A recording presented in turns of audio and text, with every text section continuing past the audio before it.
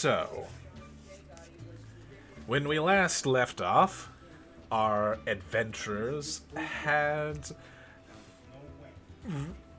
recently been made aware of several important facts about their current situation. A couple of which are concerning, such as the fact that Ziblina has apparently is no longer in control of Prismir, and instead control rests in the hands of three hags. Gazrakul got a vision of Stillhavity, who apparently revealed to him that he knows Gazrakul's visions, which is unsettling. And Virgil, not wanting to leave the material plane without knowing, decided to split from the party and go dig up his own grave. But Eve, Arquette, did not want to let him go alone and joined him to the cemetery.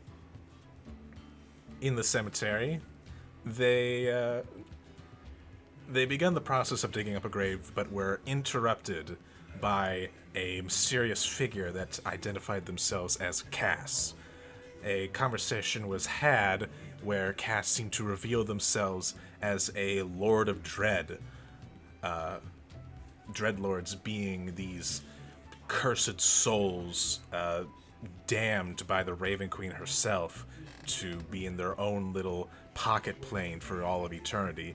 This one has somehow escaped and is looking for someone or something related to Vecna.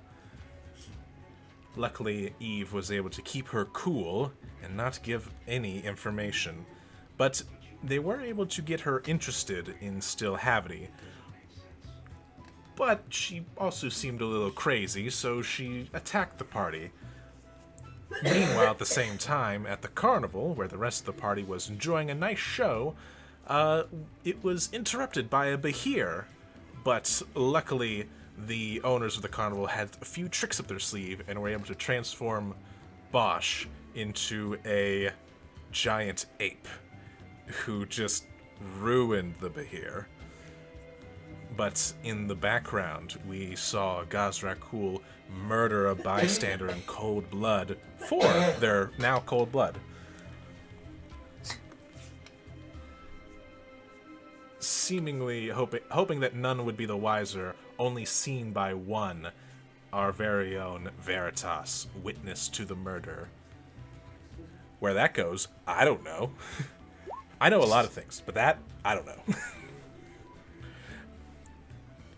But after these two combat encounters were settled, the Graveyard One thankfully intervened by both Chelavi and Stool.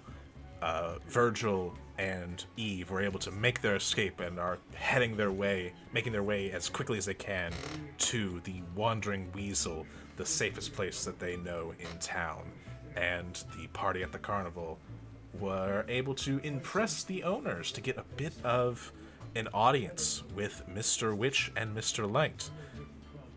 Unfortunately, they seemed to withhold a lot of information, especially when it came to Prismir and such. But they did offer their gratitude and seemed to tip Bosch off on some things.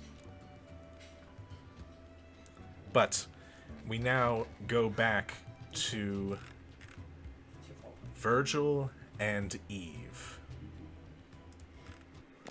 You are currently racing across Neverwinter, trying to get to the Wandering Weasel.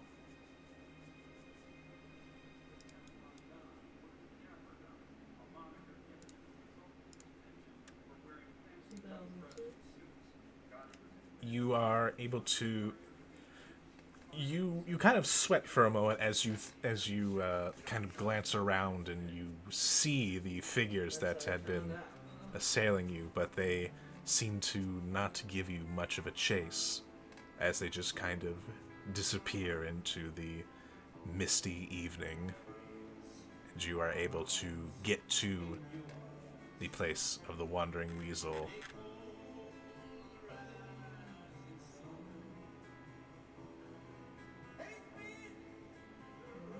I believe I said it was on a tree when you last saw it. Yep, that sounds right. All right. You Is it land on a tree or in a tree? on a tree. Like it looks like someone attached a door to a tree. Okay. I didn't like semantics. I'm thinking like on a tree it would be somewhere up. That's a ground level. No, it is at ground level. Okay. Sorry. But it Didn't does look, derail. it looks odd. Very out of place. But Virgil and Eve, you both land in front of the door to the Wandering Weasel. Do you go in?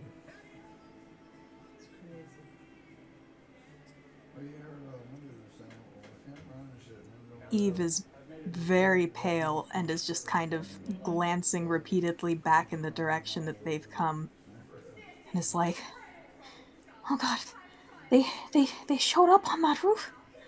Does that mean are Chelavi and Nistul okay? What if they didn't make it out? That was too fast, surely, right?" I don't know. They're more equipped than we are right now. Okay, just get in. Right, okay. All right. As you open the door, you don't see Tommen behind the bar. Uh, You instead see him at one of the tables.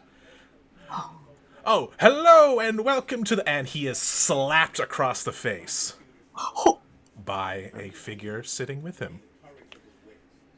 That I figure is was highlight. not done talking to you, Tommen. As you see a woman clad in raven feathers with a porcelain mask sitting with him. I charge. oh. Virgil, All right. You charge at her. Slam my hands on the table. Just with all the animosity he has in him right now, just deadpans looks her in that fucking mask of hers and asks her, "What the fuck have you done to me? Why are they out? At a prison break or something?"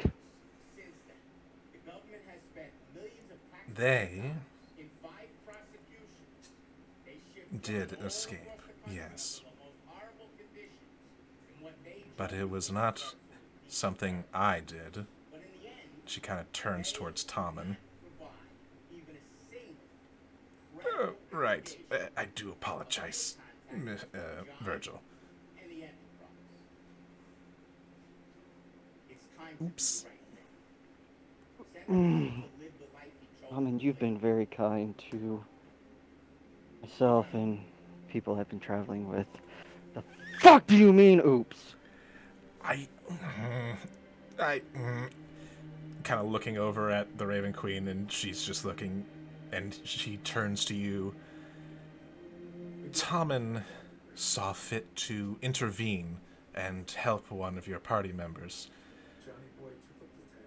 He is not allowed to make such direct interventions, not that way. Such a thing violates the rules. Well, enough with these damn riddles. There's so many things out there that are coming after me. Who the fuck am I? What did you do to me? Why is there something in my gravesite?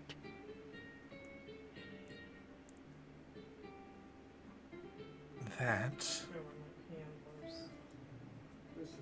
is a complicated matter.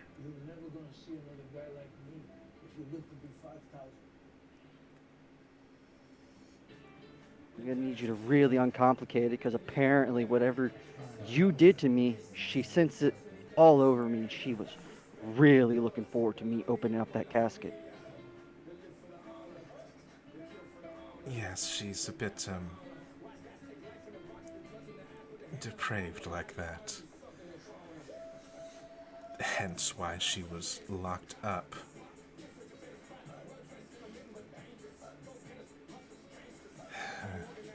But I suppose you do deserve some form of explanation. She stands You up got from the table. If you'll come with me, I will do what I can. But you have to understand, there are some things that I can't say, lest more break out.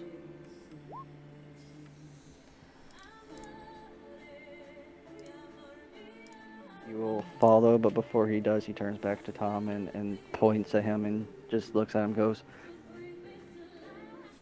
"We're not done by a long shot. We have another conversation after this." Oh, good. I was worried that you would just leave me. And he follows. All right. She approaches the door leading out of the Wandering Weasel. I would like to ask Eve what she would do. Eve was kind of she looked real upset at some point during that conversation and was sheepishly approaching the table, but seeing them head towards the door out, she just kind of stares hard at this woman and is wondering if it's safe for Virgil to just walk out with her, or if this is maybe some kind of trap. I suppose you can roll an insight check if you want. Yeah. I wish you He's the the first character I to wish you the incite a best god. of luck. Yeah, about that. Eve is not the first character. A 17 though, not terrible. I will say this, you sense that there's a lot she wants to tell, but can't. But wants to, doesn't want to bury the person asking. You don't sense any hostility or malice. Okay. Then Eve will stand back and let that happen and just say quietly from behind, "Be careful." Or Can you leaving. reset, Go ahead. DM? Can you reset the music? I can't hear anything. Oh, really? I tried resetting it already. Let me try again. It might be something on my end. Sorry about that. I'm gonna try refreshing. It's fine. Anyway, Or Virgil leaves, looks over at Eve. Stay here. And try to stay safe. And he walks out. Try. all right. She opens the door leading back outside, and you do not see the same walkway that you had entered from. Instead, you see just kind of this thick mist kind of pouring in. If you would follow me, Virgil, I will show you what you need to see. And she will walk on through the mist. This entire time, his expressions have been of anger and severe trepidation of the scenario that's presented themselves in the last like 15 minutes. So he walks through, takes a deep breath as he does it. All right. You walk through the mist.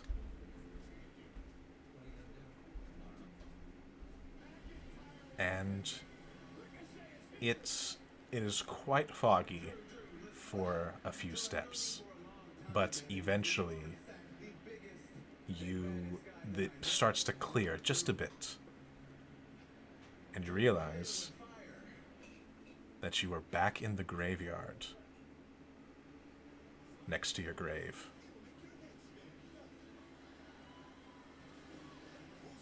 She around? She is there, standing next to it.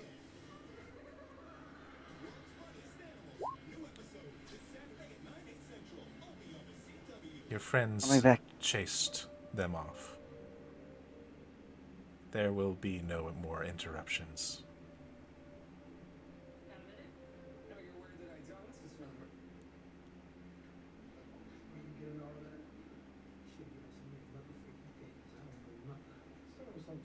And she just kind of gestures to the grave. If it is that important to know, then you should know. With your own eyes.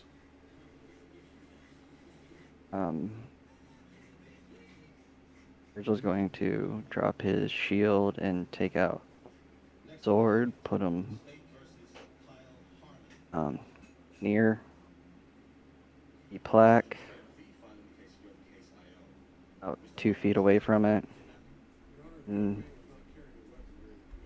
goes looking at her pale mask, staring at it.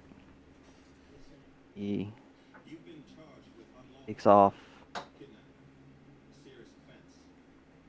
the raven feathered cloak that he's been wearing and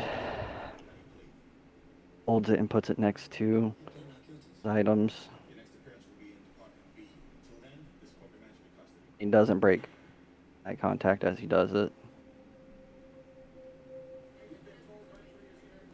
Just stare into cold porcelain eyes.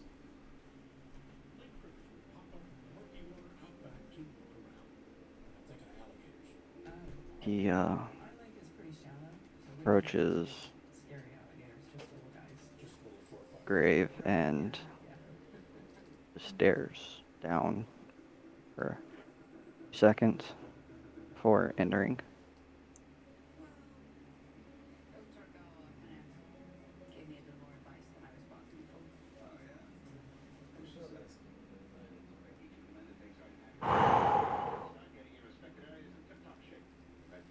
He will pry it open.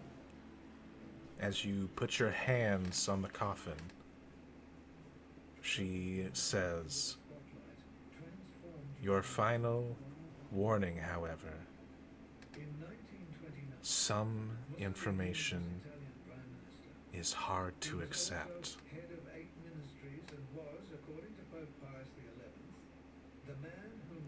and takes time to be properly known."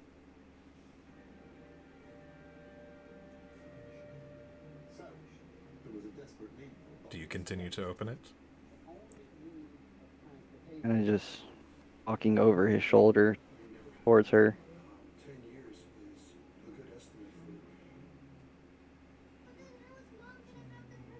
I'd rather be a broken man.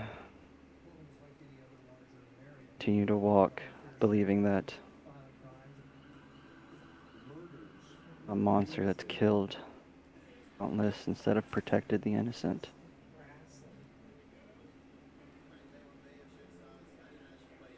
He'll open it. All right. You open the coffin. A fair amount of mist has kind of been pooling up inside this grave, but your sudden movement causes it to clear a bit. As you look down, and you see your face as it was before you died.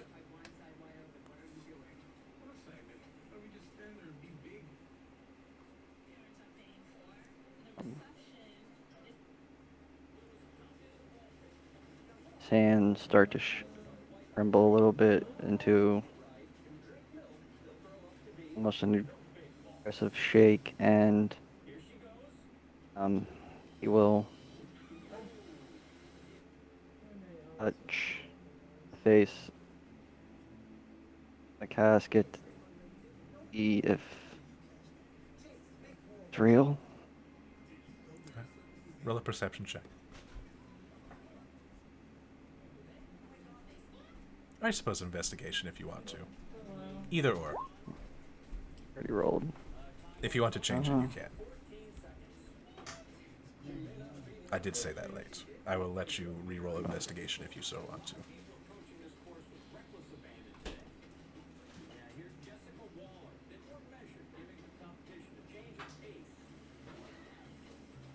Your perception's way better, but I'll use my luck point for the perception. Okay. I was just wanting to see if I had one or not. I do believe you have one left. And what a roll to spend it on. You look over the body and you notice, firstly, you notice that it is not an illusion. And secondly, you kind of look for the small scars, the small injuries, the tiny details that only you or those intimately familiar with you would know, and you find them all. But not only that, but you find that your body, your hands are clasped together, and they seem to be holding something. There's a glint that kind of catches in the moonlight of something metallic but small.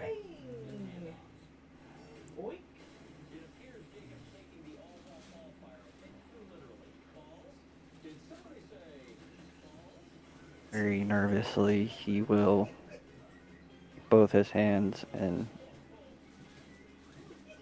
pry the other set of hands apart to see what it is. All right. You carefully pry your hands apart, and you see lying within them a sewing needle. You don't see that often. Do you pick it up?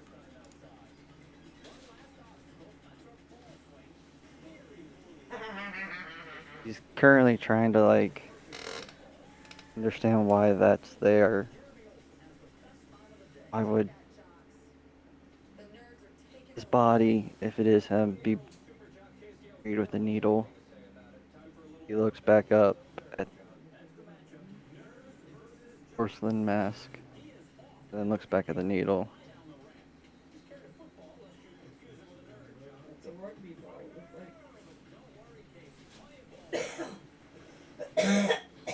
This is supposed to give me answers. That, well, that is yours. Always has been.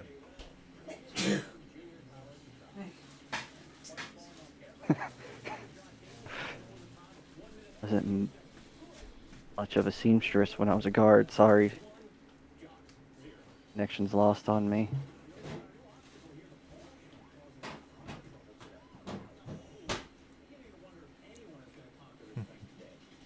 And he will reach down and pick the needle up. All right.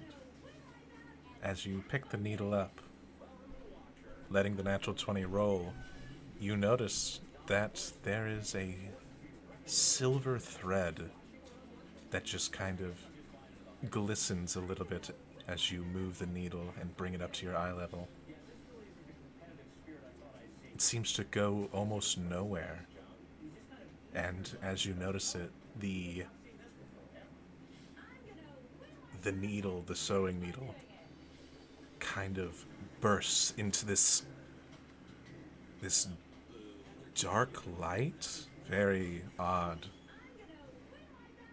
and it just seems to kind of suffuse into the air. And I would like you to refresh your character sheet. I'm terrified now. Fuck.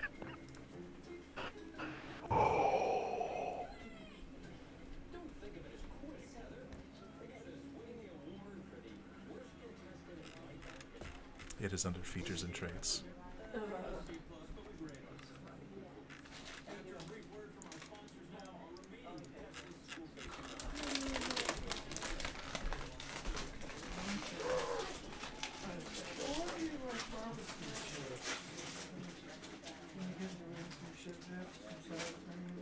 But yes, you have acquired the thread of the raven.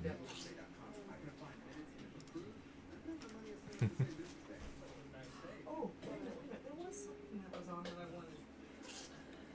The Raven Queen kind of looks down towards you. Maybe this is it. Have you found what you were looking for?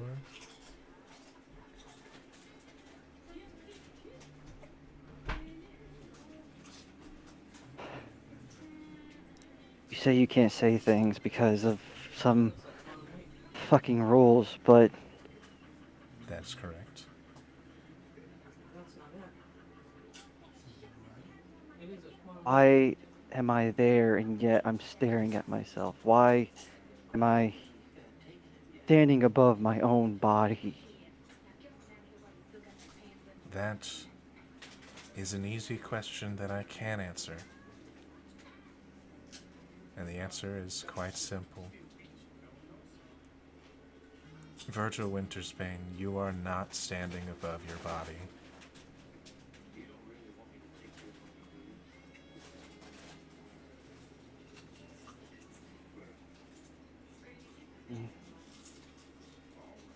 Who's this?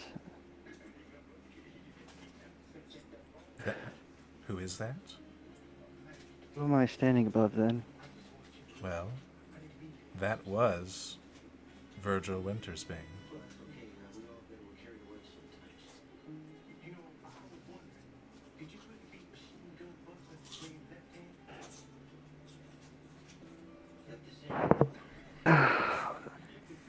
If that is Virgil Wintersbane, then why do I have memories, moments in his life running through my head? Why can I remember specific events in days, the city, as if I walked it? Because you have been Virgil Wintersbane.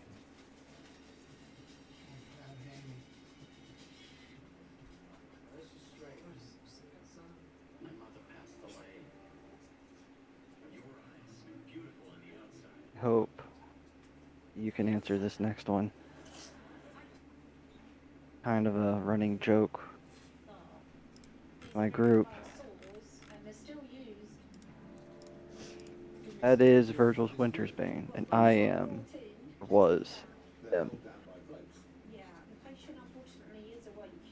Whatever you did at night,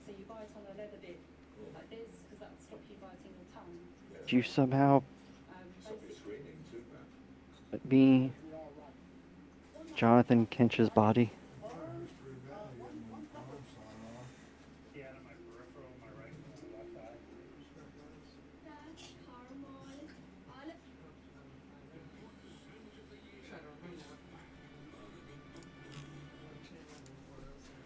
That is not Nathaniel Kench's body. Why do people think I'm him? His own father looked me dead in the eyes, embraced me until I defied him to the point of imprisonment. His sister came looking for me. That would probably be because it was his body. What happened to him? He died, as did Virgil. A terrible thing. Can you just show me something, anything from that night? all this in front of me and everything that's been told up to this point, it's still just a foggy moment. I remember walking the cemetery, interrupting something, feeling a blade go in my back, and watching my best friend at the time get his throat slit. Everything after that is just a fog. What happened after? Virgil, as you think about that night, you realize it is more clear than it's ever been. As a fog almost seems to be lifted in your mind. Almost as if you were missing something this whole time.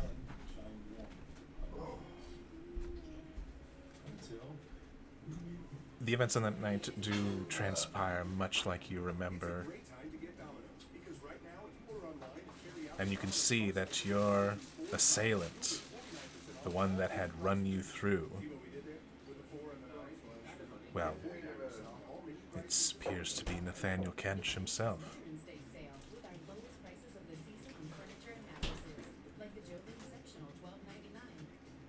And the woman looks to be a lot like the one that you had seen in the vision as they had left on their quest for Neverwinter so long ago.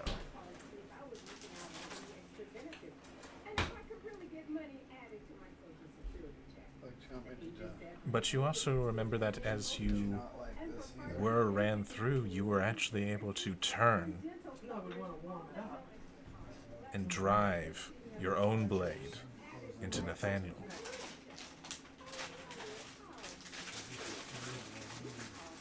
And the two of you both slumped over dead.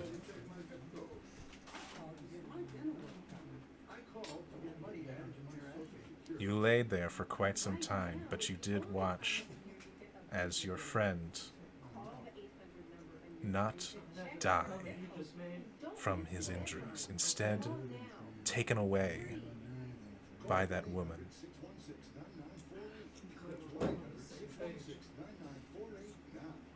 For reasons that unfortunately are not clear to you yet.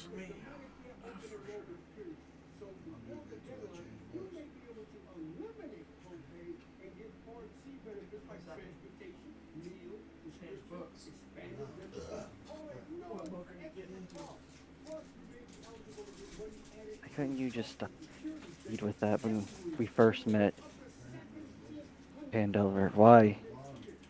Why all the trial and tribulation of running into monsters, people?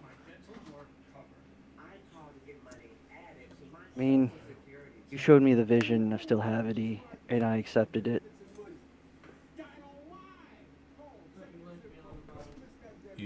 Why couldn't you just show me this before? You're not going to like the answer to this. I haven't liked a lot of things up to this point. But the answer was simply to test your resolve. And while temptation did find root in a cruel and unfitting way, I believe that it has given you further resolve.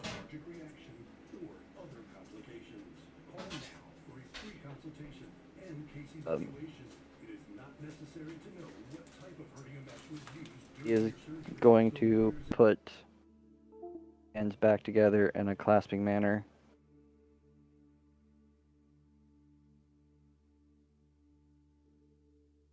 Close casket.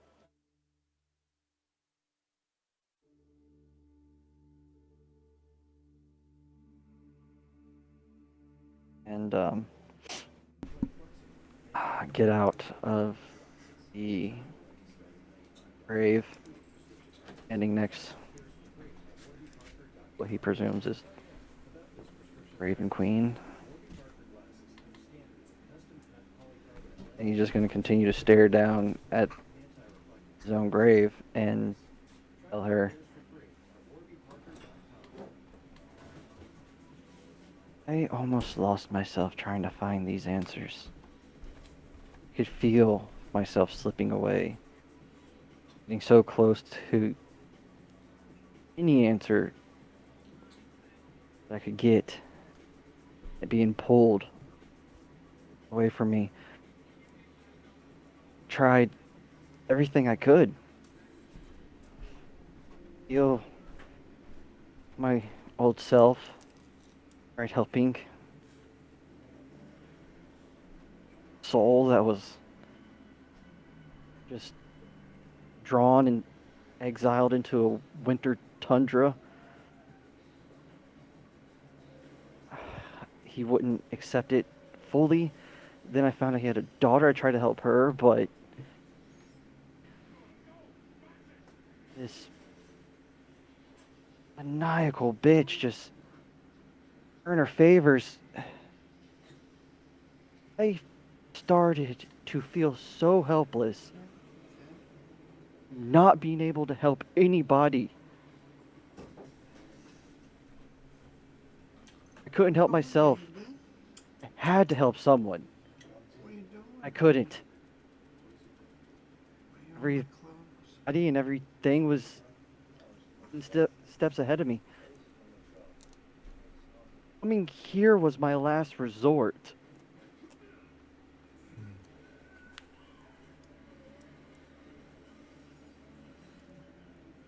I believe you have not realized the full scope of your actions then, if these are your conclusions.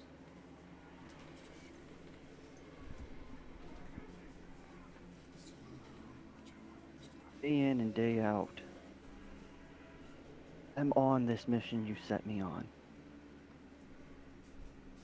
Whether I know it or not, whether I'm getting closer or further away, I don't know, but you told me to do it and I'm going to. Why? I don't know. I really don't. Something has driven me towards it. I don't know if it's you or if it's what I used to be or what you. Maybe it's what you showed me, because that is a vision of nightmares. That vision, those were not orders. That was a warning.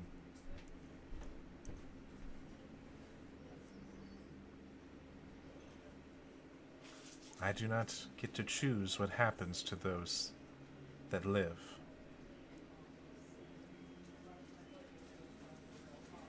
I do not choose when they pass on.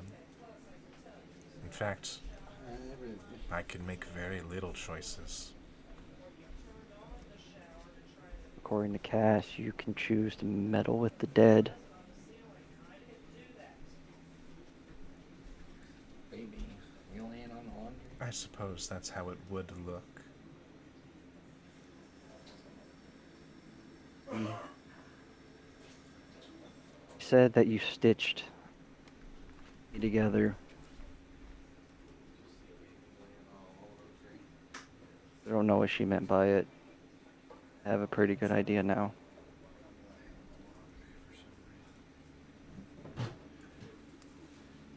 She is still new to her sight. I don't believe And she saw exactly what I did. really hate you. I was starting to Most do. share that feeling with her.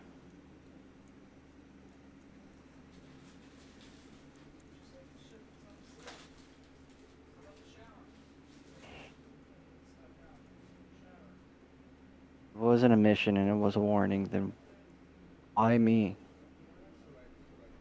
Of countless people that die daily, that you can meddle with or pluck out of the ether, do what it is you do. Why me? Why Neverwinter Guard? That I can't answer.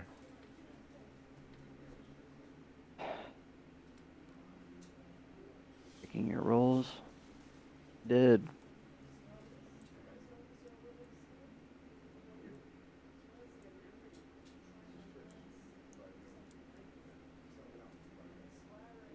How do I stop Cass?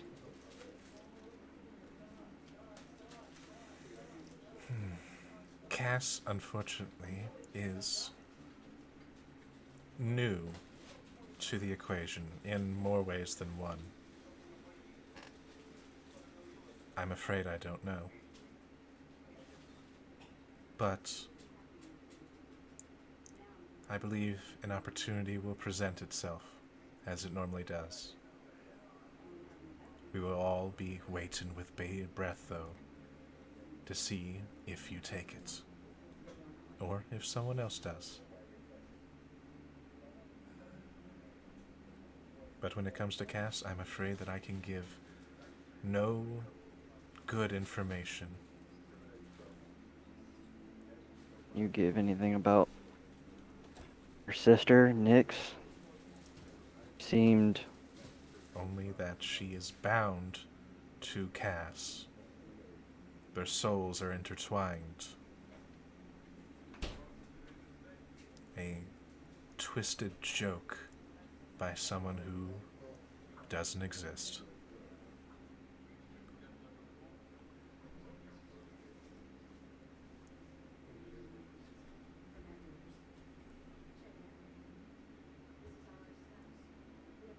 he is going to just fall to his knees and start shoveling dirt into his grave. You pick up your shield because your shovel is no longer here.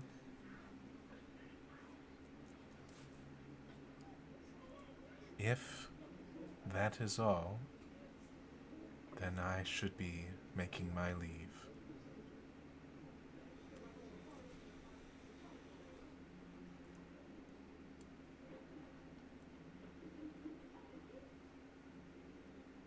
Yeah,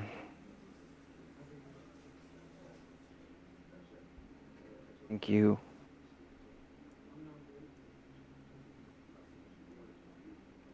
Oh, do not thank me.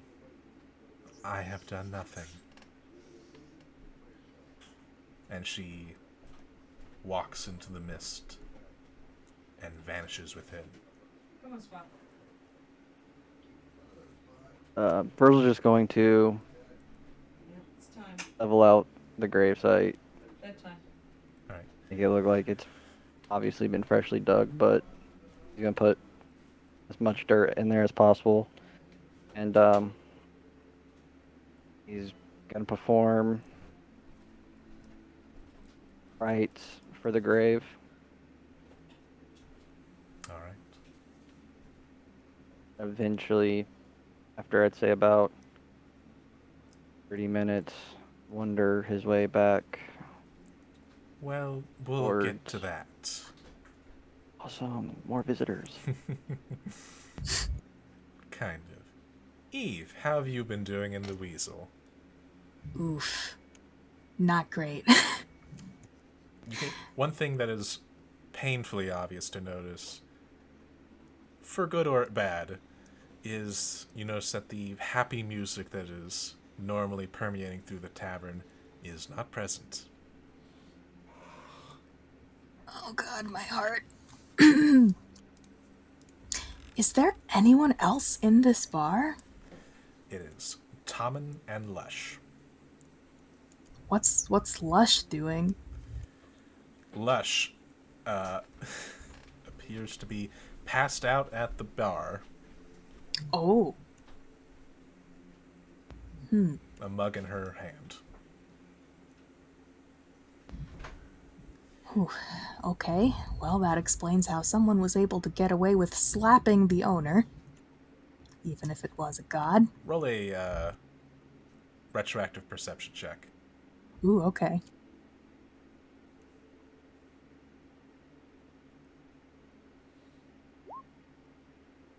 With an 18.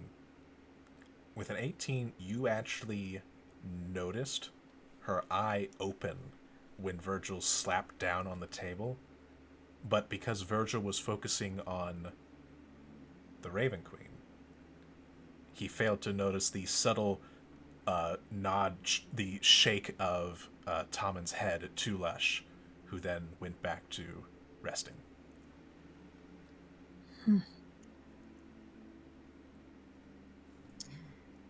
Okay, how's Tommen looking? He roll an insight.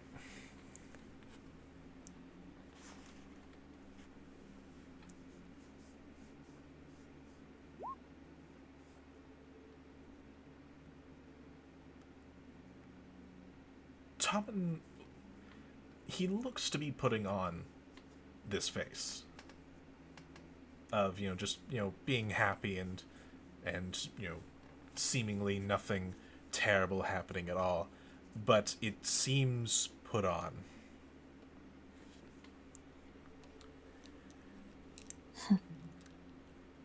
Well, Eve, I suppose you have had an interesting night again. Eve just kind of shakes her head and wanders over and just slumps into the seat across from him, ideally facing the door. I'm afraid that for this one I must apologize as well. What? It's not... You're not the one who should be apologizing, Tommen. This is because of me. I'm so sorry. What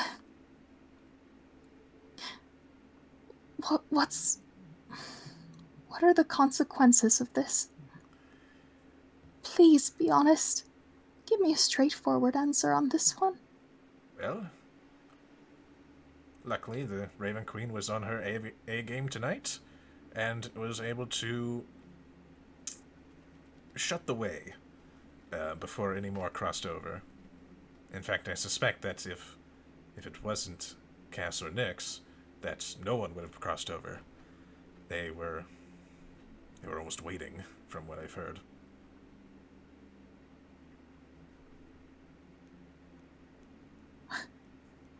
So there could have been more. Yes, there could have been. Is this just what happens when someone breaks these goddamned rules? It's one of the things that can happen. There are quite a number of consequences that could happen. Honestly, I'm kind of glad it was just this. You knew that this was... You knew the things that could have happened and you still...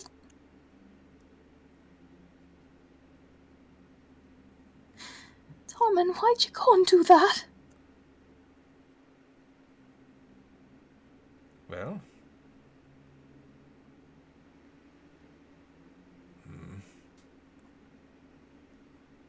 I didn't want to see what was about to happen to you happen.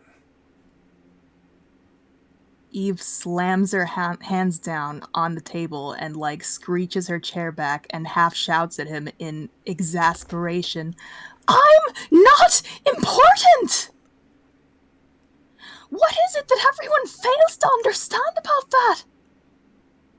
Really, you're just gonna risk so much over just some random halfling girl who wanders into your bar? Why? So many things are more important than just me.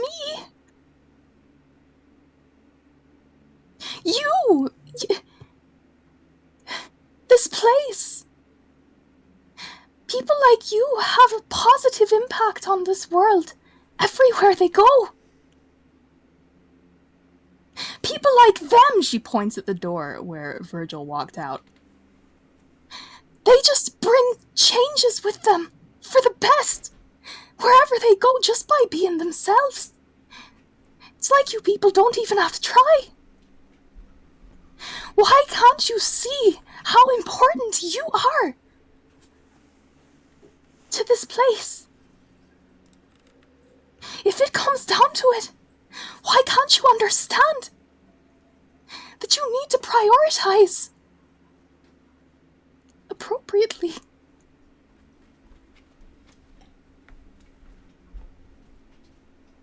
Eve, roll a perception check. With disadvantage.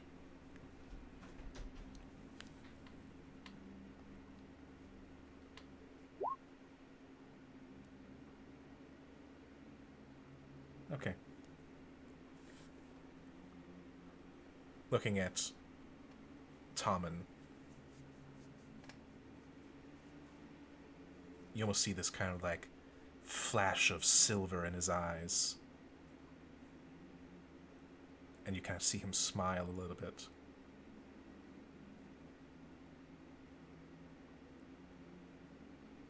I understand how you feel, Miss Eve, but I'm afraid that you are important, whether you like it or not.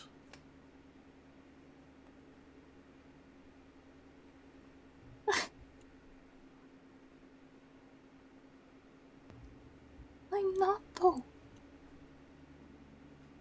I'm not. Maybe my family is. Maybe my mother is. But I'm not her. I'll never be her. No, I don't think you'll ever be quite like your mother. But we don't need any more Mammoths.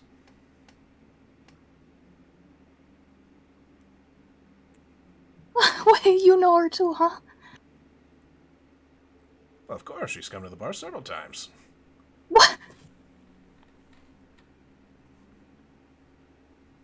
Eve just drags a hand over her face and just plops back down onto the chair. Kind of sitting sideways and looking to one side now. Yes. Of course. Yes, I remember when she used to come in here with Tasha. Those two were good friends, you know? Her head snaps around. Tasha? Mm-hmm. As in Natasha Yaga? That would be correct, yes. Of course. Of course. Why not?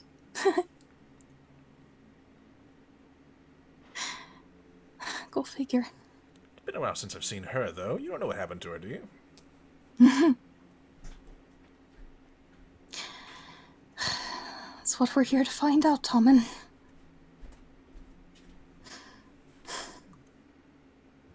We're, gonna be going in to look for her. Into the Feywild.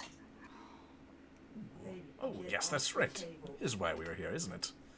Oh my, I completely forgot with all this, business. Yeah.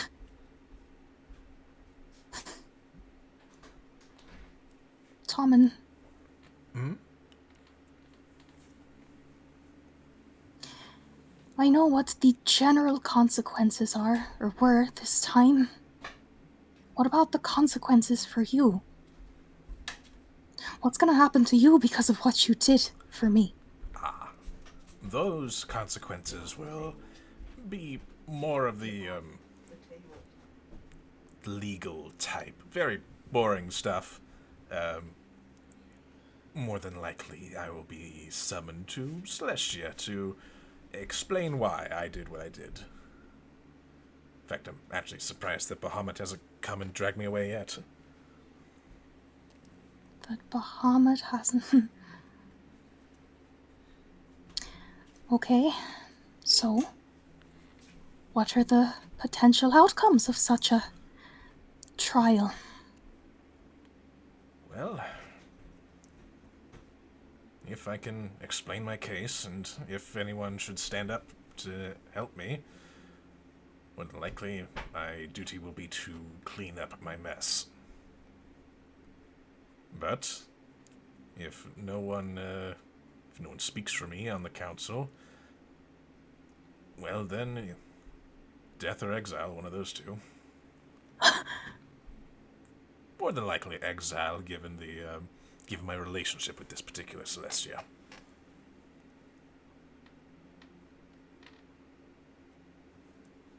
Eve just stands up from her chair and starts pacing back and forth with a hand over her mouth.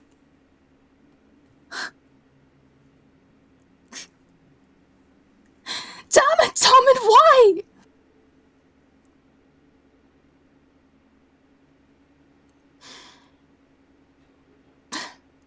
I can't tell you why.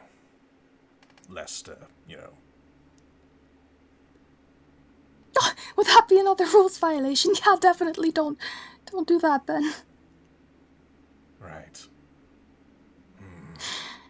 Okay. How about this? Gods, I want to explain it to you. I really do. I appreciate that, but for God's sake, don't do anything else for me at this point. No, that's not my question. My question is about what I can do for you. Comes over and rests her hands on the table. You have to go present your case to the gods. Do you get to bring witnesses? For something like this?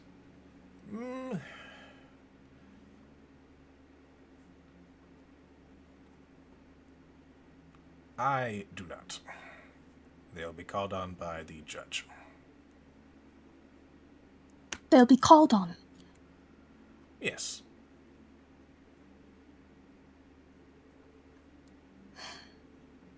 Okay. All right. I believe Pelor is overseeing this one. Pelor, does that sound familiar? Yeah. He is a fairly well-renowned god, mostly associated with the sun.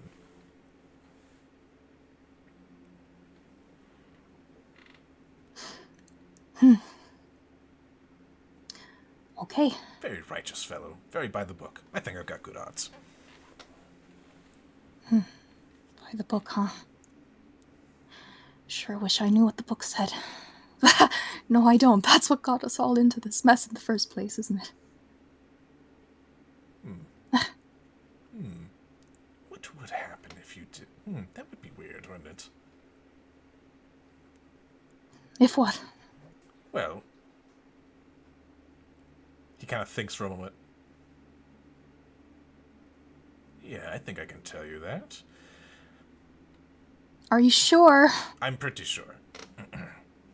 Basically, there is information that exists that we gods know. Oh shit. I Oh, I'm was. Eve looked I just shocked say- for a second and then Did says, I just say that? I didn't. did just say that, didn't I? Shit. Wait, what? I didn't hear anything.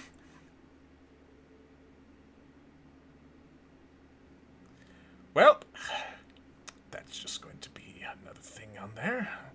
Fuck! God damn it, Tom! And you know what? No, Never mind. no, Don't. no Stop talking. No. Shut your face hole, okay? Don't I'm worry. done with this conversation. Don't worry. Okay. That one is not. That one won't be a problem for that. It'll just kind of be like. That'll definitely lean towards exile because they'll think I have loose lips. I feel your pain, but they're not wrong at this point. A little bit. All right.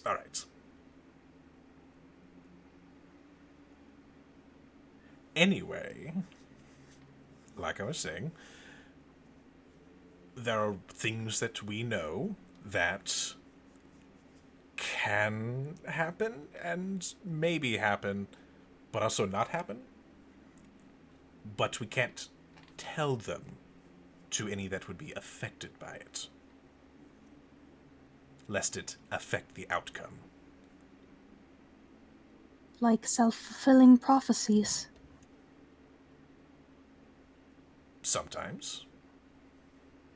Other times, causing someone to not follow a path that they were perhaps supposed to go on, or nudge them in a direction that is more appealing to one's own self-interest.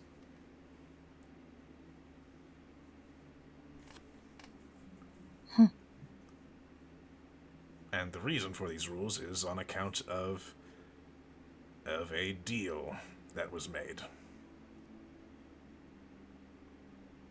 between Celestia and Hell.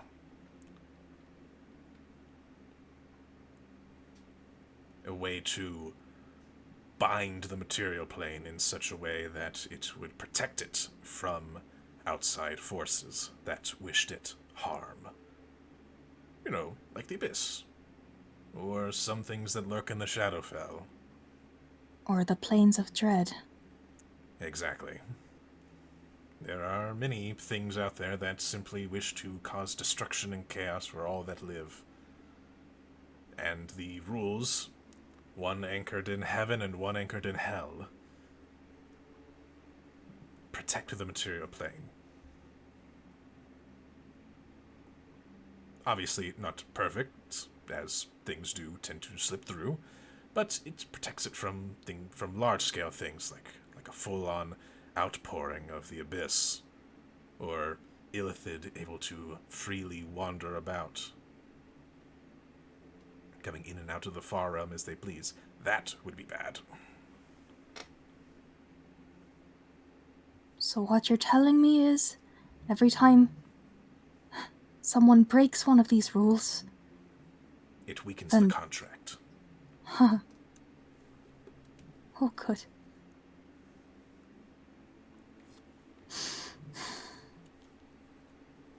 Ironically, Celestia has broken the most rules. If you could believe that. I mean, the Hells are all about sticking to rules and principles, if not the most savory ones, aren't they? Indeed.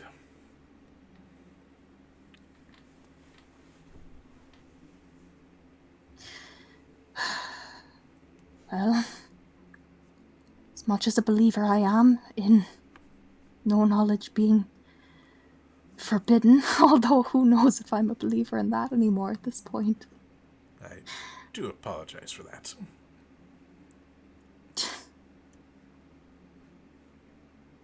You shouldn't apologize.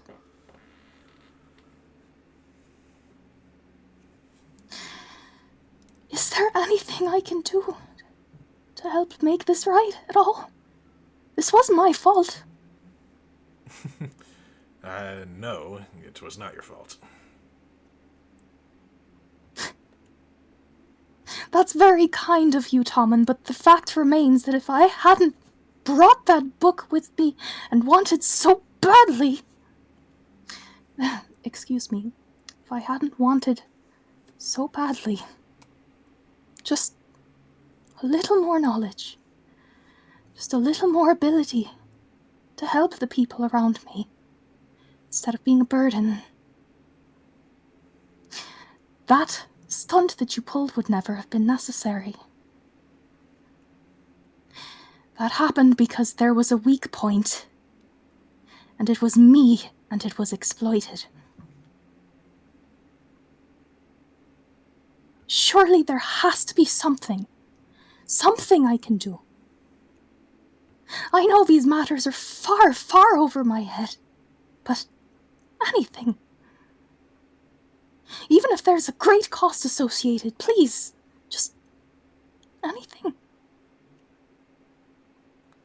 Kind of gives you a smile. Miss Eve, you can repay it to me by simply keep going.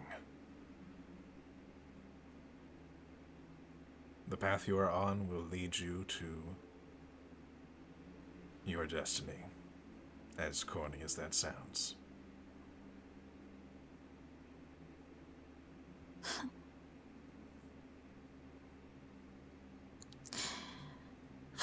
Great.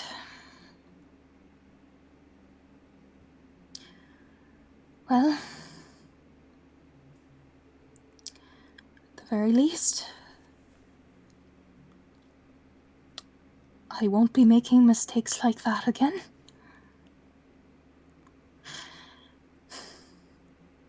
And I look forward to my summons. If they do so. Honestly, Honestly, they're more likely to summon Vecna to the hearing. Ugh. Summon I mean, he was there. Yeah, I'm sure he's a very reliable witness.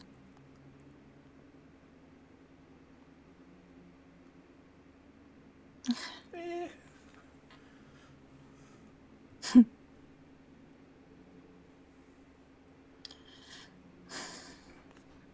Sorry, Tommen. You can tell that Tommen wants to say something really badly. Eve, seeing this, holds up her index finger, stands up, and is like, I'm gonna go.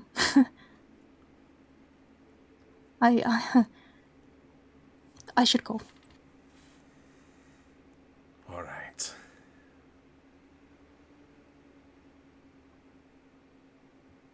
Do you walk out of the room, Eve? Eve will just stare at him for a few more seconds before turning around and walking to the hallway. And as she's going, she says, Thank you again for everything. 'Twas my pleasure.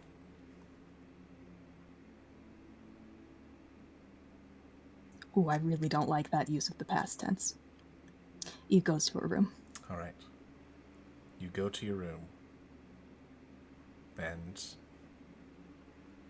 do whatever it is that you need to do, but... Real quick, sorry. First thing Eve does Oh? is goes to her bed, kneels down next to it, checks to see if the box is still there, It is. shakes the box. Something inside? You hear a heavy object inside. Shoves it back under there.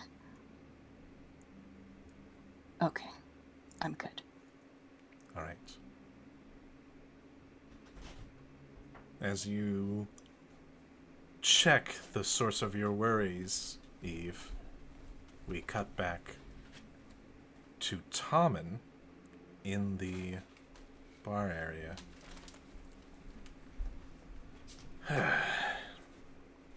Thank you for that. I will only say one thing, as Tommen just seems to talk to the air. I'm sorry that I complicated this for you.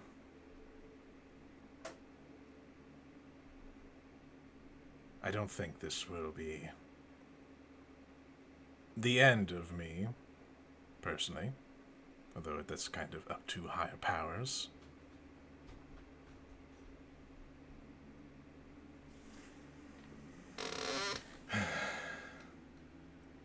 But I do apologize for some of the things that Eve is going through. I know that it troubles you.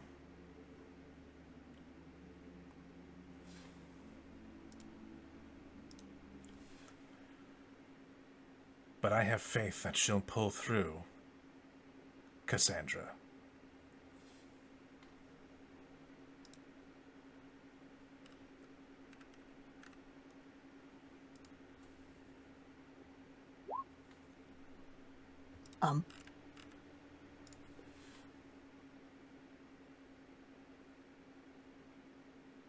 What the fuck? That's not really the response I was expecting, but yeah.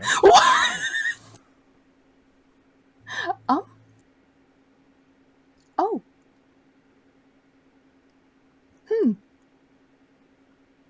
Well, this is awkward. A little bit.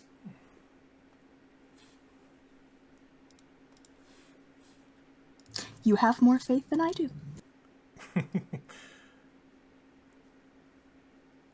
Like I said, I know things that most people don't.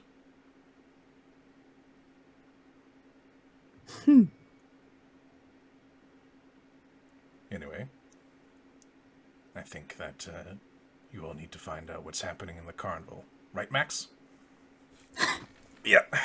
So we're going to shift scenes from the bar back to the carnival.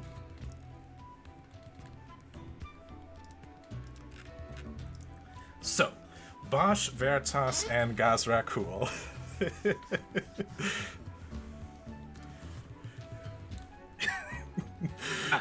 Yes.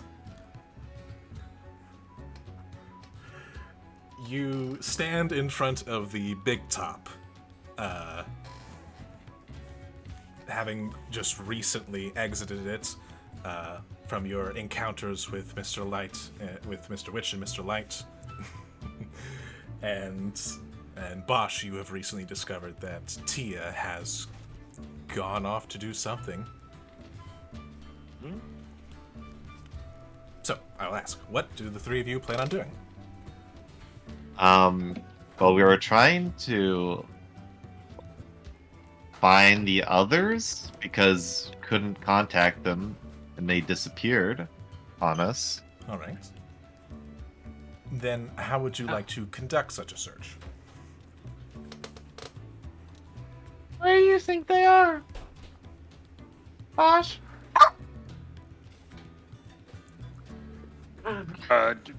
Not really any clue.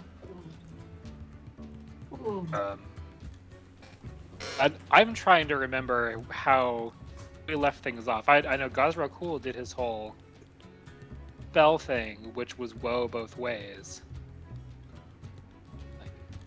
Did your spell say we can look for him now?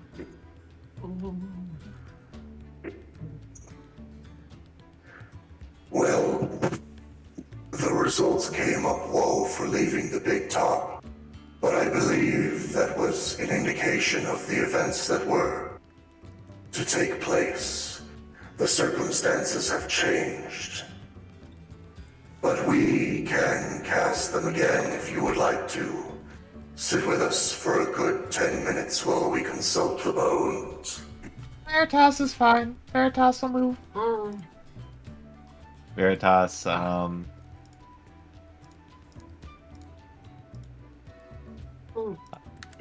heads heads forward in the carnival. You're just going randomly?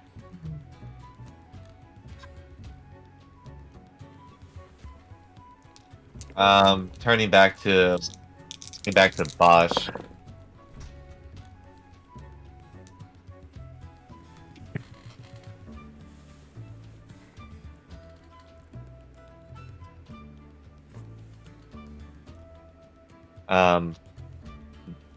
Turning to Bosch, Veritas says, "Do you have any?" I think Eve was real concerned about that mannequin. Maybe that's a good place to start. Yes, the mannequin of Tasha that she mentioned. Yeah, that one. I mean, it's kind of a clue for us too, for where we're going, maybe. Well, there's one way to find out. I mean, we're both real magic and stuff, so you know, I'm sure you can handle whatever it does. Well then, Head that way. I guess we're heading over to the Alright. to Natasha's statue. Natasha's statue. Alright. As you approach the mannequin, I will need everyone that gets close to make a wisdom saving throw. And have it any other way.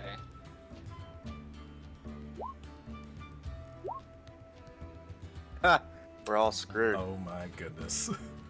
I have a question. Do I have advantage because this is against being charmed? This is not a charm effect. All right then. While Virgil and Eve has existential crises. Shit going through. You're As just you- laughing your asses off. As you approach this mysterious, enigmatic mannequin of the person that you are looking for, all three of you start rolling on the ground laughing. The DC is 13. Come on, guys. Damn it. There's 2 edgelords in this group now. Yes.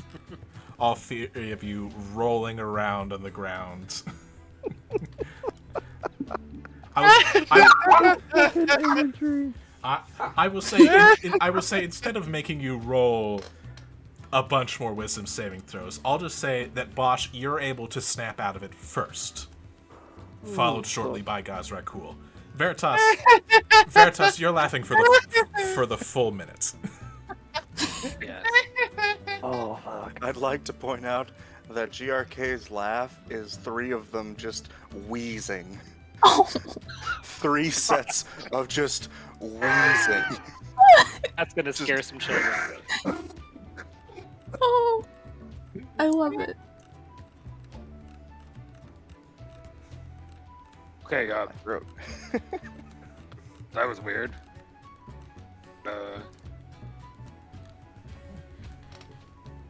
You know what? Let me take a real close look. I'm fuck. going to up a magic awareness. Try to confirm if it is in fact the mannequin that is doing this. All right. You sense enchantment magic coming off of the magic of the mannequin. Huh. Oh, it's a mannequin. Yes. What other stuff is around it? Like, is it just the mannequin by itself? To give its description again, it is a wooden mannequin of a grinning, raven-haired young woman in witch's attire with a green flowing cape that hovers inside of a glass cabinet. And at the top of the cabinet, it says, Tasha the Wizard, known for her hideous laughter.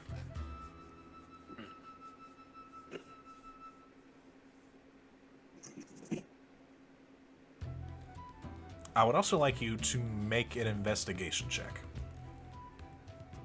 Sure. Gazrak will gonna make say this check as well. My next step was going to be to try to walk around behind it. If behind is accessible. All right. My insides are tingling. All right. Bosch, you walk around the back of these cabinets, and you find the basically the door where you could potentially get into it, but it seems to be locked. Unfortunately, that's all you find back there. As for Gazrakul, kind of examining this mannequin a bit closer, you notice that underneath the mannequin's right eye, there seems to be what looks to be some kind of tattoo of some kind. That's weird. A line, a vertical line that is bisected by a half circle, the open end pointed up, kind of giving the imagery of a fork almost. Will we suss out if there's any meaning behind this symbol or if it's just scrawls? If I knew what the meaning was, sure. Gotcha. But I do not know why it is there. But it's there. And believe me, I have looked. We feel that this mannequin contains no deeper meaning than the enchantment meant to entertain fairgoers.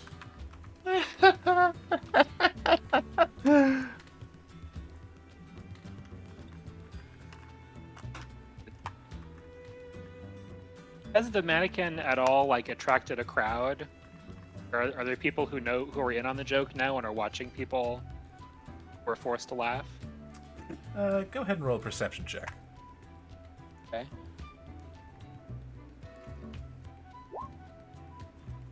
There you go, 24. looking around at the fairgoers, you do notice that there are a couple of people who have stopped and are watching Virgil roll around, not Virgil, Veritas roll around on the ground laughing.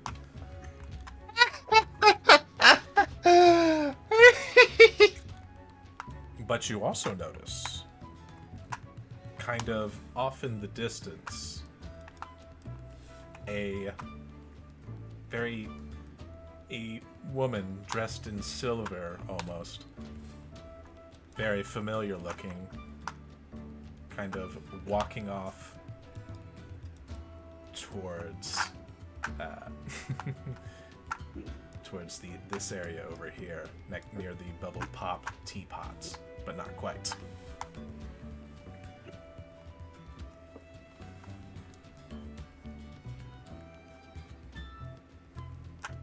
Looks like Tia. Looks like Tia. Okay.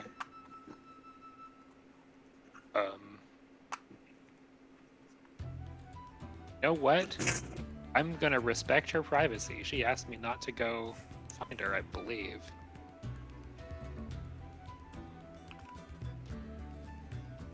What she said is that she would be back when she was done.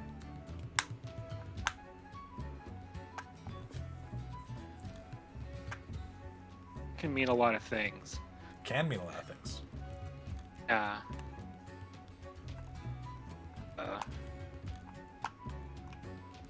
Okay. Okay, then I will use one of the effects of Find Steed and tell her telepathically, "Oh yeah, I see you over there. We're over by the creepy mannequin." Oh, you saw me? Go look, turn like halfway to your right, and I'll like semaphore my arms. All right. She turns and looks towards you, kind of gives a little bit of a wave, but then kind of motions that she needs to... I do need to take care of this. And you actually watch as exiting that area, approaching Tia, you see a young human-looking male approach her and kind of beckon her to come with him. The man appears to be wearing these blue robes.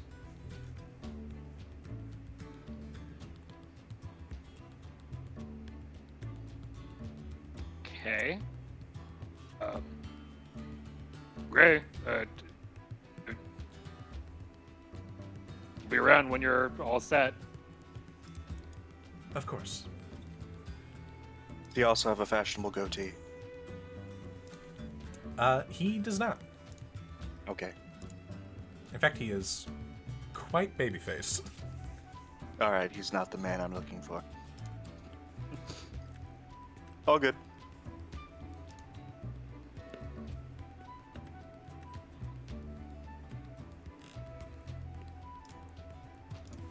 All right. Okay. In any case, you have not found your companions. Oh yes, that's true. I would like to Great. say that after the minute has passed, Veritas is still laughing on the floor. Fair enough.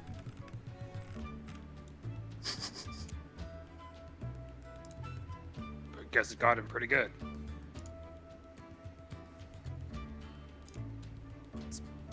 I'm assuming Gazrakul is still there. Yes. Perhaps our best strategy would be to wander to the weasel, perhaps. The best thing is to wait for them rather than getting lost in the city, or, gods forbid, here in the carnival.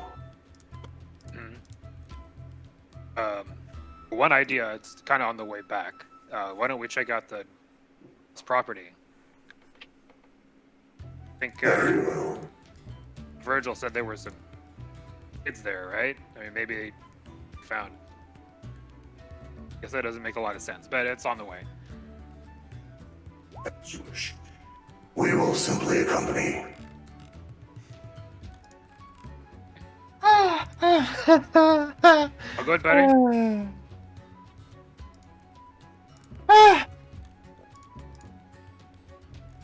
Veritas! Ah, Oh, that's your name. never felt like that before.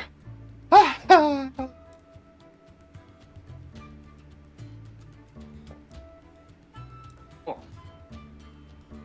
Guess maybe. Will you accompany us, Veritas?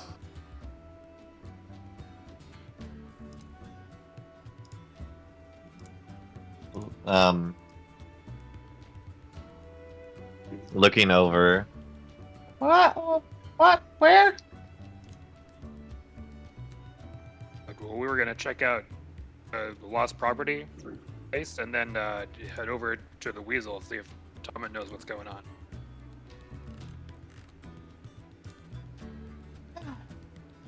All right. All right. So you head on over to the lost property first? Just checking, and this is my thought process, that there were lost children left there. Maybe if there were somehow lost people, they would also, or like no, lost adults, children are people. They might also be there. All right. You approach the lost property wagon, and you see that there is a displacer beast, currently alone.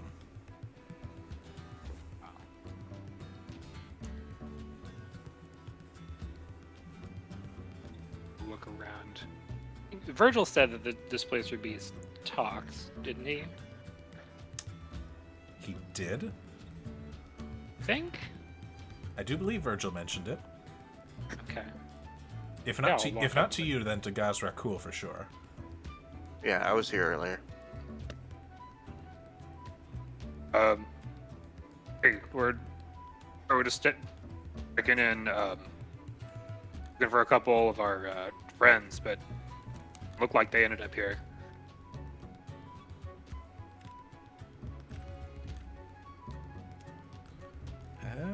Trying to find exact. Okay. Do you speak Elvish? Oh. Do you speak? I do. All right. Well, then, Gazrakul, you here. I have not seen them. No. He says that he has not seen them. Okay. Oh, thanks. Gives a nod.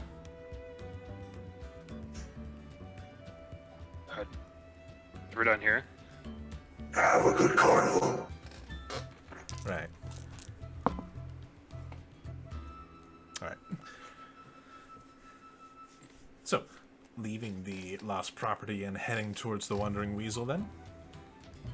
I think that's the play. Yes. Yeah. All right. Well then, as you leave the carnival, let's get caught up with Virgil. Sorry, that was short. No problemo. Everyone else has cool stuff going on. We were just laughing our There has asses to be off. some comic relief, okay? Yes, please. Well, I mean, if you had dug into Tia's business, then maybe been longer. I am. Holland is super curious about what's going on. Be jealous. But Bosch, yeah. Bosch is respecting her privacy. No, that's fair. I did account for that as a possibility, and that will have its own consequences. So that Bosch is made of boyfriend material. Yeah, dude. Accurate. It's Miss to steal your girl. Right? Bosch's dense protagonist,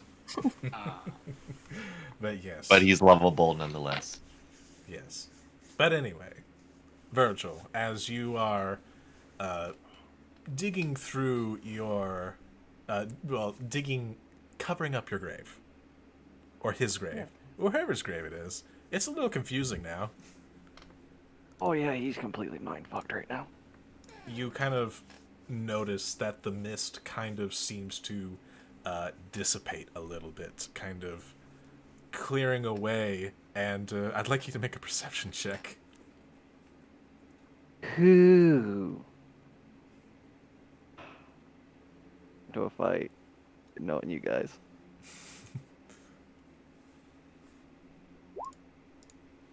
All right. You were able to notice the 7 displacer beasts closing on you. Just kidding.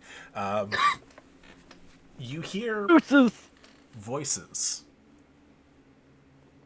in the graveyard, both feminine. I recognize them. With a 25, yes, you recognize both of them.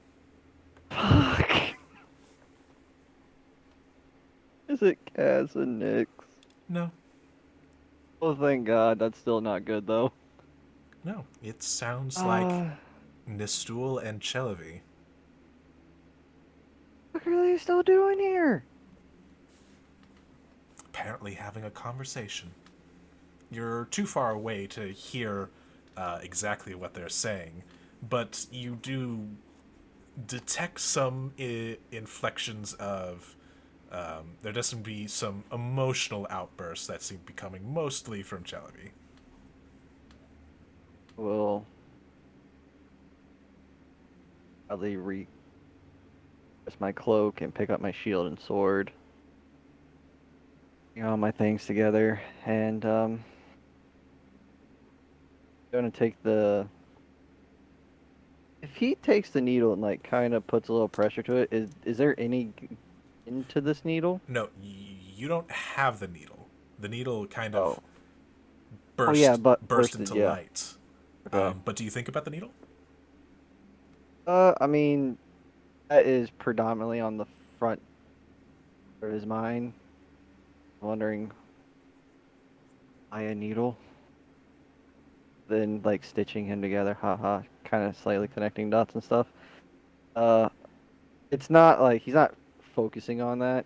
He's just grabbing his things, and for a second he thought he still had it.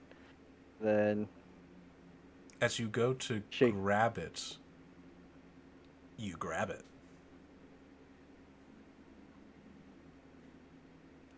Something I forgot to add to your feat. As a bonus action, you can summon the sewing needle, and you can use it to, well, either sew or cast mending. Okay. Well, I'm a seamstress now. Virgil has a day job. I'll think very hardly to like, okay, go back to where it is you came from, I guess? Like, disappear? And as a bonus action, you make it dissipate. Okay. You're gonna have to get used to that. Yes. In order to cast mending, you do need to have that, but the other effects can happen without it being in your hand. Okay. Voices between Chelavi and Nistul. Yes. Do I get a sense of like any form of hostility or? With a 25, it's easy to tell that Nistul is in the same leveled candor that she always is in. And but Chelavi seems to be raising her voice every once in a while. Eventually, it kind of tops off and peaks at, "You don't know me."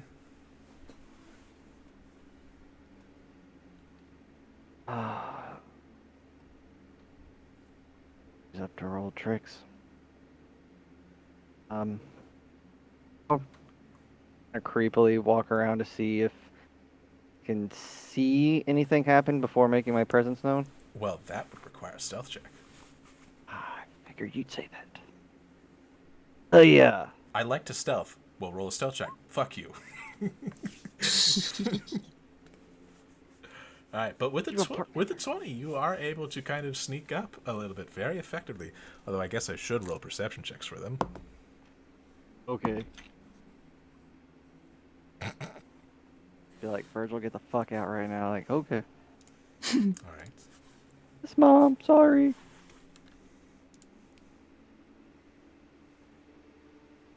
All right. That's one, and the other one. Although I'm pretty sure I know the... Oh yeah, I know the outcome to that.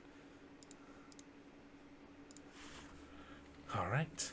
As you sneak up to try and listen in on this conversation, you hear Nstool speak first as you kind of approach. I'm not claiming to know you specifically, but your kind have certainly not been trustworthy.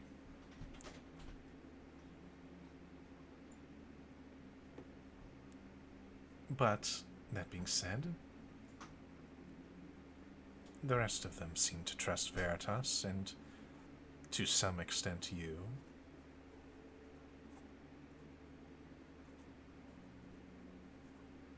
And what is that supposed to mean? Why are you even talking to me?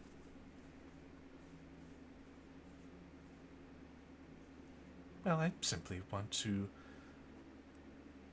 know why it is that they cavort with the enemy that they seek to destroy. After all, it was you who gave him the dagger, and it was you who made sure that all happened, wasn't it?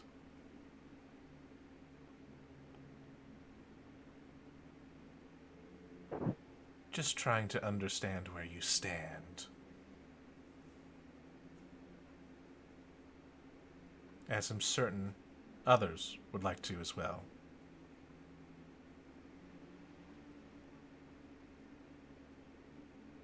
And it is that moment that Chelavi kind of looks over in your direction. Right.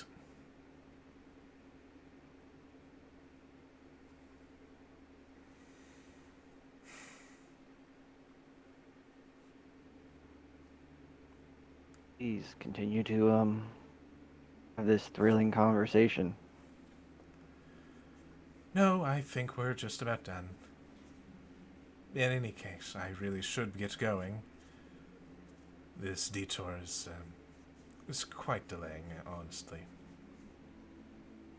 But I am happy to see that you are right, Virgil, although I do wonder why you returned. Over his shoulder in the direction of his grave. Finish business. Kind of nods. All right. Thank you. Going to give myself aid. You would I wouldn't be standing here talking to you right now, and it would she. Both of you. Thank you.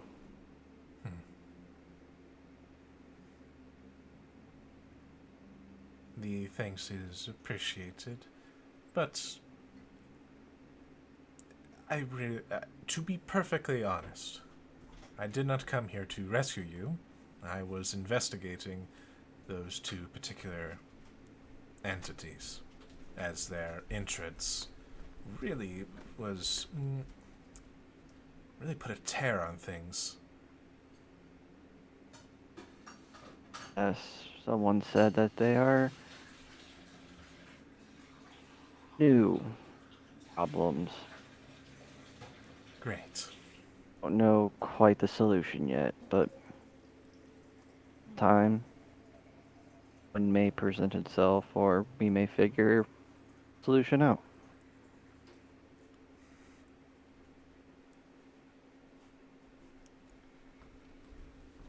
I certainly hope so. But they have disappeared without a trace. Last I saw, they were actually following us for a short time. Then they just vanished into the air. Did they say anything about what they were after?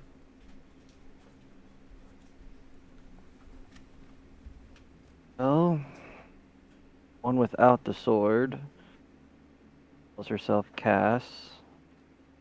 One with Nyx.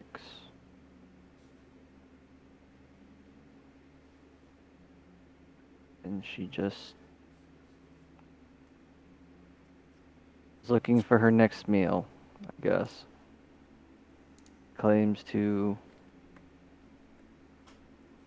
eat things.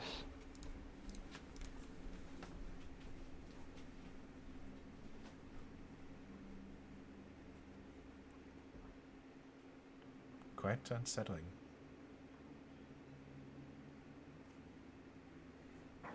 Right place, right time for me, I guess. You to show up, that is. But remember correctly, we have a job to accomplish from you. And, Livy, if you wouldn't mind walking with me, that way don't run into any more trouble. I appreciate that. All right. Well, I wish you the best of luck on that endeavor then. We'll definitely need it.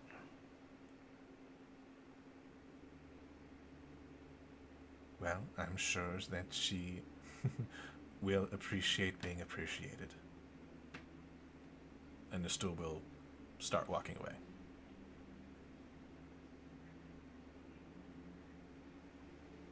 Well, that was an interesting conversation you two were having. I imagine a conversation she's been wanting to have, but hasn't caught me yet. When everyone left, kind of was just us. Wouldn't let me leave until I talked to her a little bit. You don't like giving answers, but like asking questions.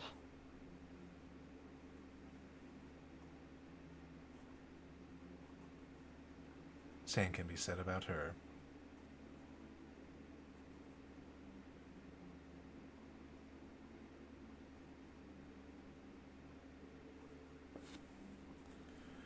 In any case, is Eve okay? As far as I know, yes. Yeah, went to the Weasel. I'm concerned about her. Especially after the things that those two said.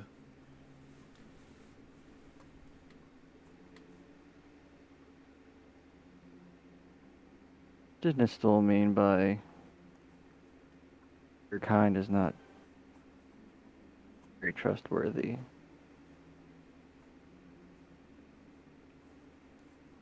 Well, that would be because Veritas is the only one who's ever actively worked against Stillhavity.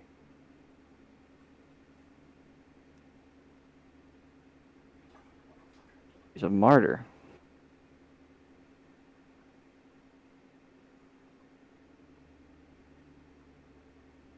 I mean, no, I want to. I shouldn't say want. I must prevent whatever it is he wants to happen. And It would be to your benefit to do so.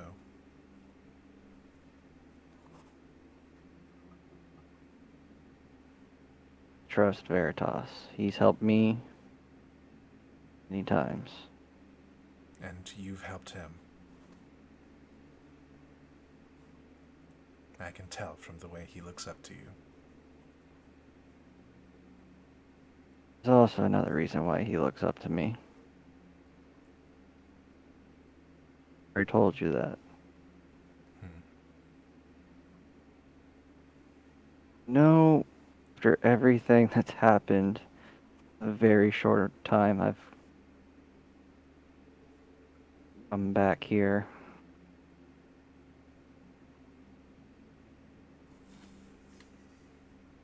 That time I was slipping away, losing self. Luckily, I able to hold on tightly with the help of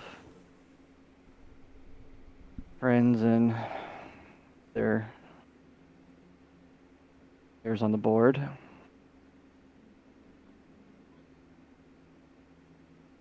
I vaguely remember a conversation me and Bertos had in the beginning, few days, maybe month at max, into these adventures that we've been having.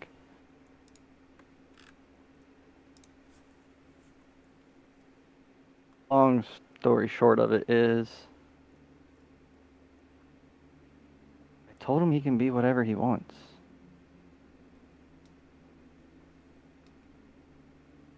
If he wants to do good, he can do it.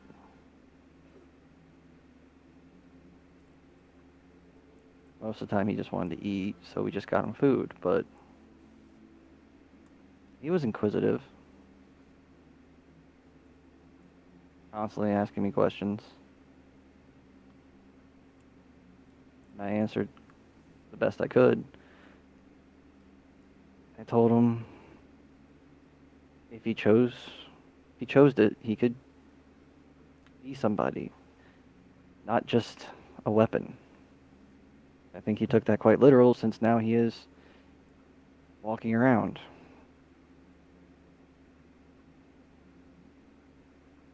Virgil, make an insight check.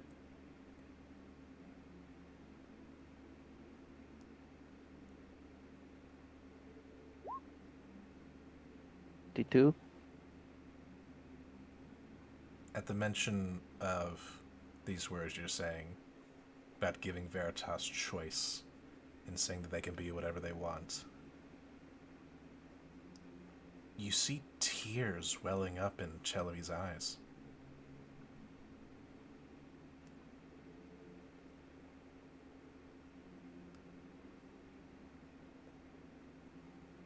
I am glad that Veritas found someone like you.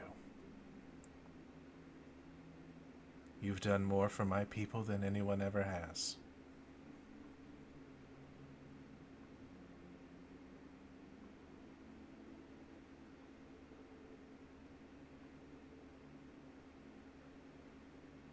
Short time there, I thought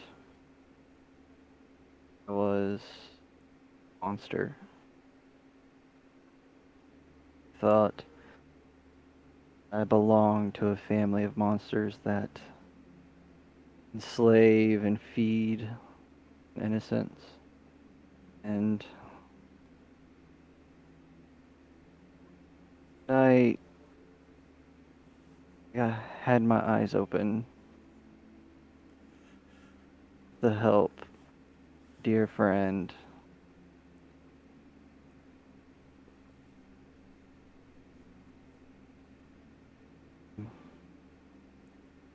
Quickly realizing that she was right.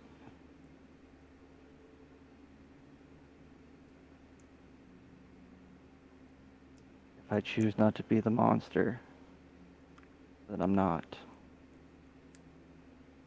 I don't have to give in to it.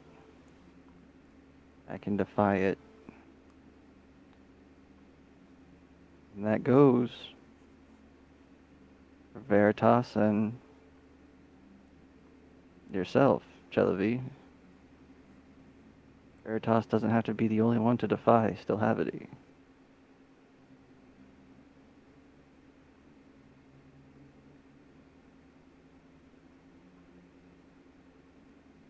Veritas could be people's skin.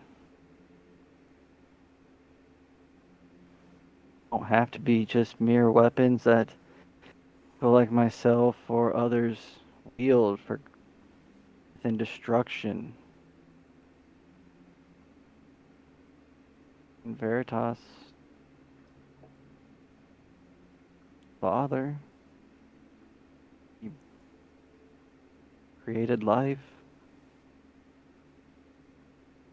Although I don't know what happened because I saw him earlier and he started to cry. I didn't want to interrupt whatever it is he was doing. I hope all is well with him. But he's defying Gravity. He doesn't have to be the only. Right.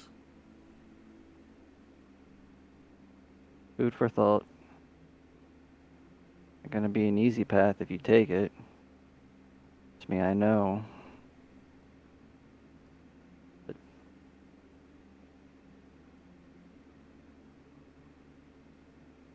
everyone has a choice.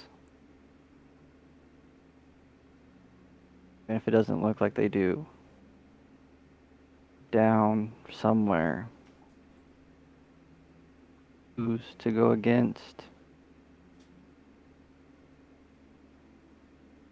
Anything. The gods, even.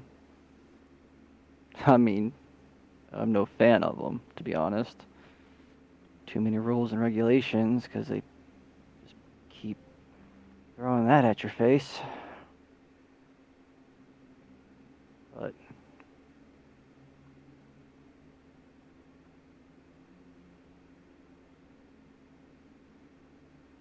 with the right group, with the right people surrounding you, it's much easier to make those difficult choices.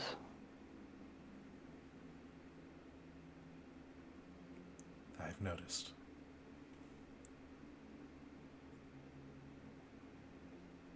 Anyways, I have not seen the others since I left the carnival.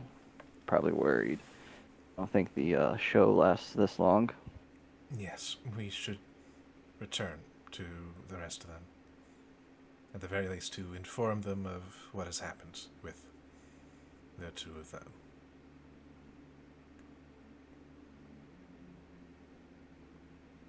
He puts his hand out. After you.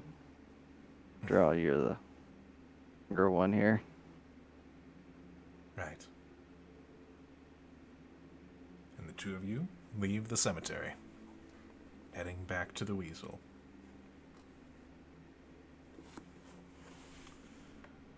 Bosch, Gazrakul, and Veritas get to the Weasel first, being closer and all. Hello and welcome to the Wandering Weasel. Is he Tommen behind the bar? Tommen. Hey! You're right back. I'm gonna about just a sec. Do a quick mental message, just be like, sorry to keep bothering you, Tia. Just going to the Weasel. Later. Okay. It was a very quick Greetings. okay. Sorry, what kind of an okay was it? It was a very quick okay. Okay. Ah, good to see the three of you. Have you seen Virgil and Eve? I have in fact seen And- the two of them. They were both here just a moment ago. I believe Eve went off to her room, and Virgil had to check on something, but I suspect that he'll be back soon. What about Big Sister? Genevieve? Celebi? Oh, she wasn't here when they came through, but I could get the feeling that she'll be alright.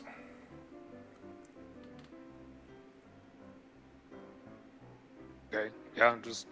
We were a little worried that both of them kind of disappeared, and like the big top was kind of important. Then there was the whole Big lightning snake showed up. Oh get one of my. those. The boss turned into Big Ape and beat it. Oh, my. Quite the feat. I'll be working on that. I don't know if I can do that again, but Veritas can make you Big Ape. thanks. Bosch, will you fetch us when Virgil has returned? I mean, I was gonna go in and check on Eve. I'm kind of curious what's going on. We will join you momentarily. And they head off to their room. Veritas kind of like gives GRK the side eye as he walks into the hallway. They just keep on walking. So, can I get either of you a drink?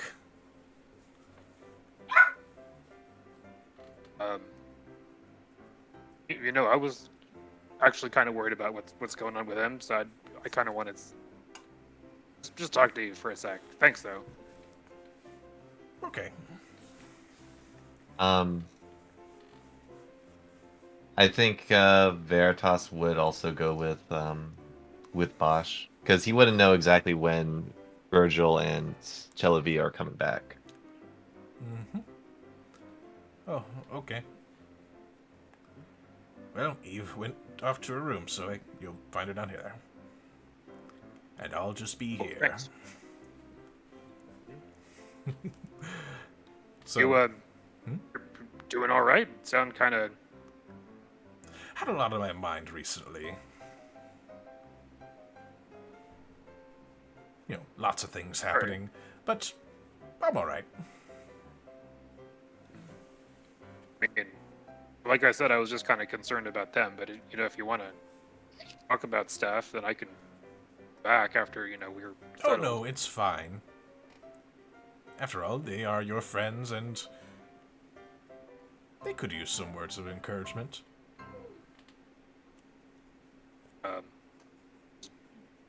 Is gonna be okay? I assume she's still passed out on the bar. Oh, she'll be fine. Yeah, I'm fine. Nice. Just give her the thumbs up. She raises her unoccupied hand with a thumbs up. Okay, well, see you later. All right. Bye. And Veritas grabs Bosch by the arm and kind of like tries to pull up forward into the hall. That's where I was going. Let's go. Okay, yeah. Let's go down the hall and think real hard about finding Eve's room. All right.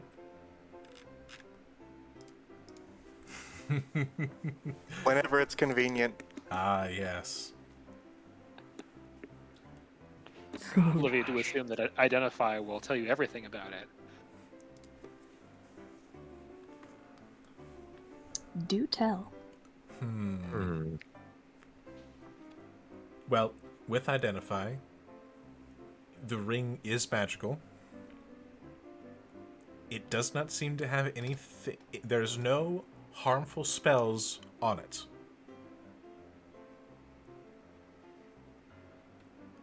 But you do pick up a faint trace of necromancy.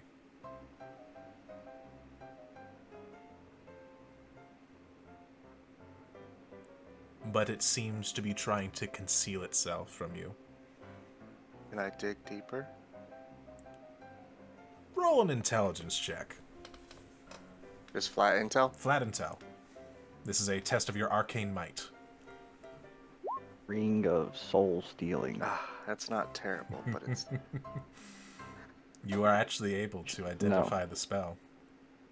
Ooh, what is it? I'm going to whisper it to you. Oh, damn it. God. It's a good thing that he's whispering it. Because it can only really affect Josh's character. Oh, God. Is that the case, though? Stop making deals with bad guys, dude.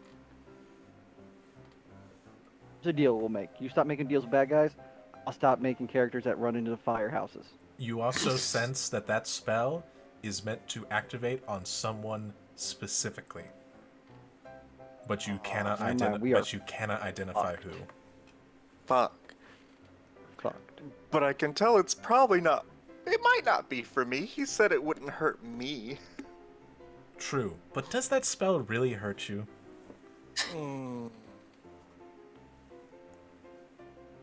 I don't like that. That's conniving son of a bitch. And I really wanted that demon ape. You do it the hard way. The books. And you do also sense that with the identify spell, that once a creature that is attuned to this ring will learn the name of a demon. That seems to be kind of in bold letters for the identify. Very much Of course. Very much Is supposed that to the be there. big Wonka print? Yes. Just there to Read it remind down, you like, of the what fuck you're is doing that? this for. I hate this. I know. Oh. But Like 3 candidates I can think of. But anyway, Bosch and Veritas, you arrive at Eve's room. As Eve, you conclude your business. I don't know if you stay in your room or not. Yeah, she does. All right. Knock on the door. You hear a knock at your door, Eve. There's a long pause. And then after a little bit, Eve's voice just calls, Who is it? Hey, it's Bosch and Veritas.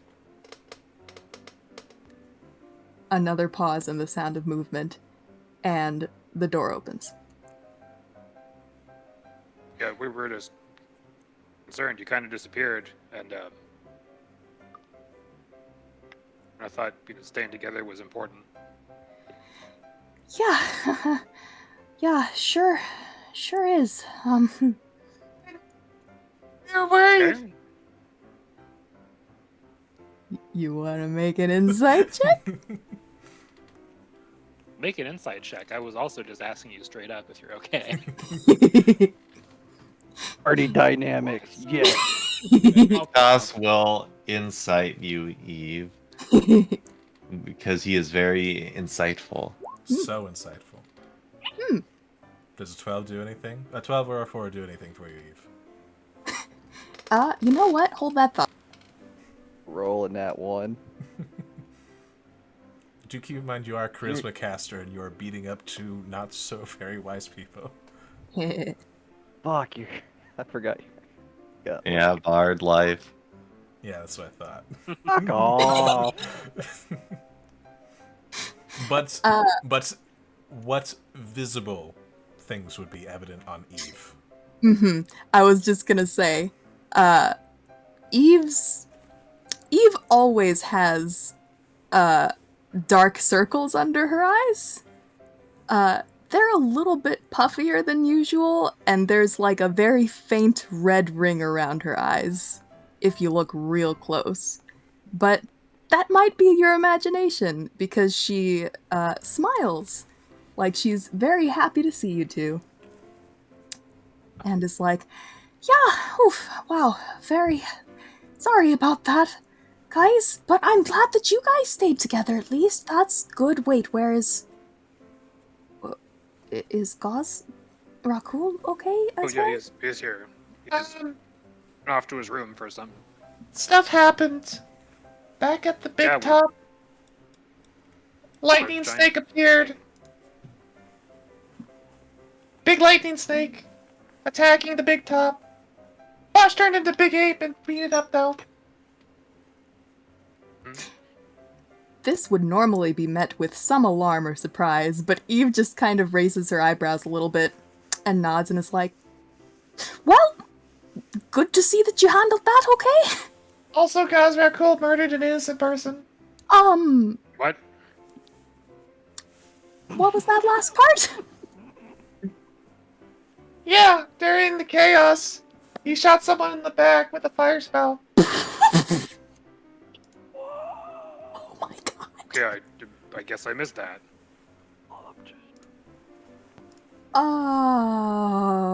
And he collected the blood in a vial.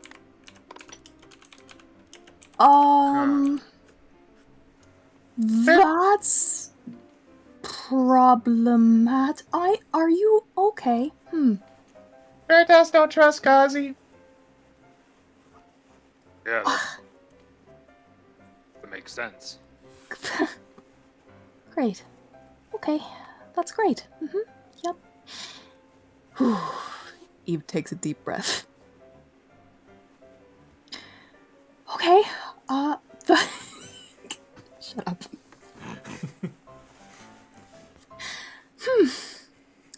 Okay, that's not good. We're gonna have to deal with that, in some fashion. But, first things first. Yes. So you guys aren't. She kind of like peers out into the hall. It's like, you guys want to come in? This is maybe not a conversation we should have standing around the hallway. Oh, yeah. So, Don't mind me. As Veritas steps through. All right. Ooh, it's a little crowded, but make yourselves at home.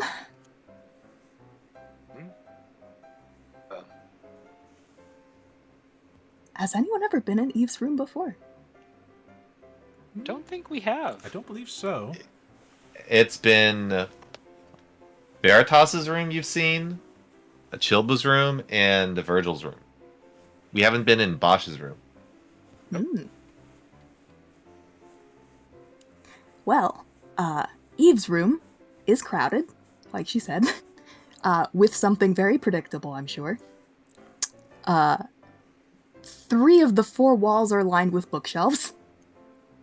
And as if that wasn't enough room for all the books, there are also just little piles of books scattered everywhere. On the floor, on furniture surfaces, all over the place. There is a surprisingly large circular bed that has like a patchwork quilt on it. And above the bed there is a window. I'm not sure if there would be anything visible outside of it. Outside of it would be a view very familiar to Eve, as it is the view that you would see outside of your bedroom window at home. Excellent. Small French village. And as you guys Pirate walk Tales. in... God damn it. Shut up. God damn it, this makes what I was about to say very unfortunate, but as you guys walk in, you are immediately struck with the vague scent of seawater. I knew it. I must God damn it. I must keep the pirate tradition alive. God damn it. For I you, hate all. Jason. Doing it for you, Jason. God damn it, Jason. Even from beyond the campaign. Veritas, he kind of like does like a stride as he cannonballs on your bed. Books fly everywhere. Oh, that's okay. Yeah, the whole murder thing. Yeah, that sounds important.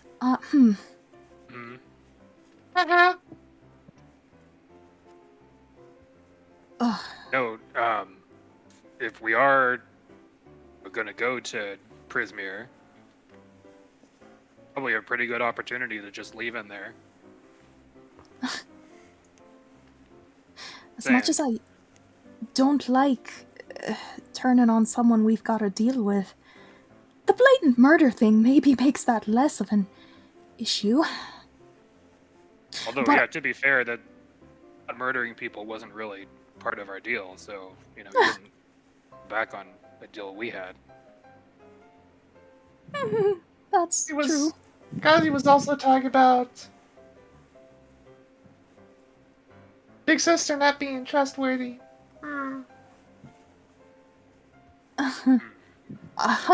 That's mean- interesting coming from someone who, you know, apparently murdered someone. But I mean, she didn't help me build a snowman, but it's more like bad judgment rather than, you know, not being trustworthy. but I would say that would be somewhat understandable considering her past, I guess. Except for the fact that if it wasn't for her, well, I mean, I would have been dead a couple of times already, but Virgil and I would have definitely died tonight. Oh yeah, you want to tell us about that? Hey. What? Yeah. Well, guys, I hate to add on to our list of problems, but we have another problem. Virgil and I ran into some trouble while we were split up from everyone. Oh gods. Oh gods! Speaking of Veritas, can you do me a favor and send a message to my mother? Veritas can't. What? What do you mean you can't? Add a juice. Oh gosh. Veritas was gonna contact you guys earlier, but Veritas added juice. Okay. Veritas used all juice on sending message to kids. Oh, that's very sweet, Veritas. Did they respond? No, but Veritas wanted to let them know. Veritas not sure what happened in Feywild. Eve's expression goes through a strange flurry of emotions at this, and then settles on like a grimly determined expression. And she just like takes a step forward and pats Veritas on the arm, and is just like, "That was a very good thing of you to do, Veritas, but you're gonna come back. You're gonna get back to your kids. Everything's gonna be alright. You'll see. All of you will. We're all gonna make it out the other side of this, I promise you. If there's anything I have to say about it." Veritas shakes his head. Up, nod.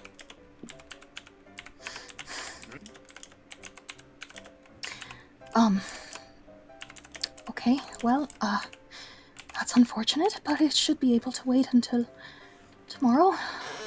Hopefully. Anyway, the problem is, we've got some more potential enemies. It seems like, my goodness, we're just really racking those up, aren't we?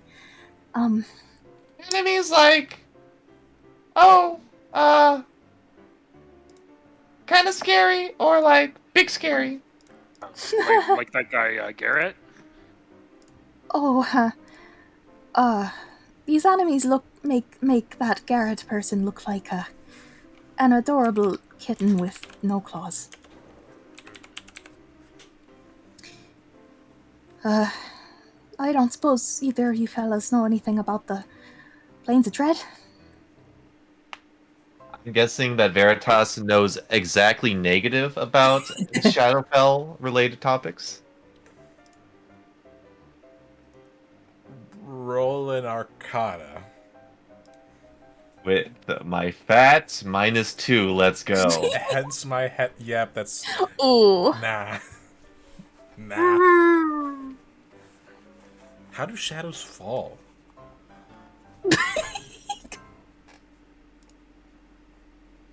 You see like the bubble cloud in Veritas's mind, and it's just like a milk carton being spilled over.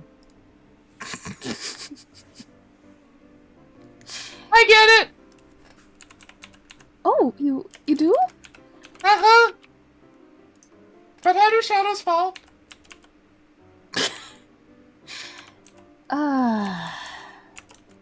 Anyway, we got some problematic figures following us. Well, maybe not following us anymore. But very, very dangerous beings from another plane of existence that should have been locked up in a prison of sorts and are now unfortunately free. Could easily crush any one of us, or perhaps all of us, in the matter of maybe less than a minute. Luckily, we managed to escape. Thanks again to Chalavi's interference as well as Nistul's, who happened to be in the area. Thank gods. But I think Eve's composure slips a little bit. I think they're headed to Waterdeep. And will potentially wreak some havoc there. So, yeah. I'd very much like to get word to my family as soon as possible. So, Veritas, whenever you are feeling up to it, if you could help me on that front, I would very much appreciate it. These are more beings that consume souls. Definitely don't want that wreaking havoc on my home. On the bright side, they might be trying to fight Stillhavity. I eat souls. Yep. Isn't that great? I've never eaten a soul. Don't know.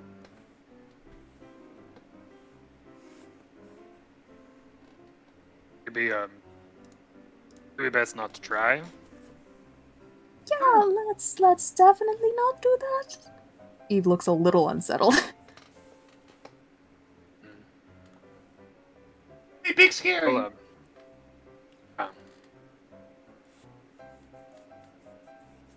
we got more stuff. I mean, after we fought the lightning stake thing, good news, we got to talk to Mr. Witch and Mr. Light. Oh, really? You can't help but us. they pretty much told us no. What? Then Mr. Witch kind of winked and implied that maybe we need to hang around some more. Okay, so they would like to help us, but can't tell us anything. Nothing. Change perspective. Oh! Oh! Hmm?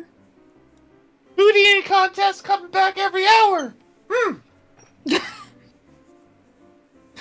Ah, well, I'm very glad we got that important piece of intel at the very least. You guys didn't... Sorry to interrupt, you guys didn't see Virgil on your way back, did you? We bet you knew. Tommen said he had to take care of something. Yeah, he seemed to have, but that was a little bit ago.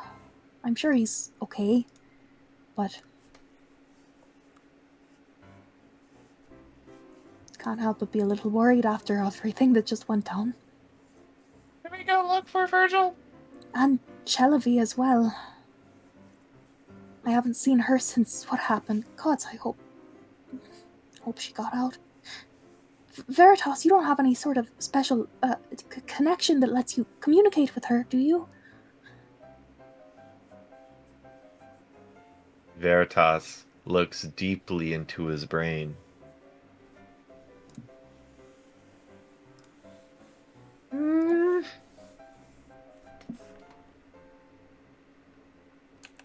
Is there any form of mind link or anything of such nature as Veritas concentrates?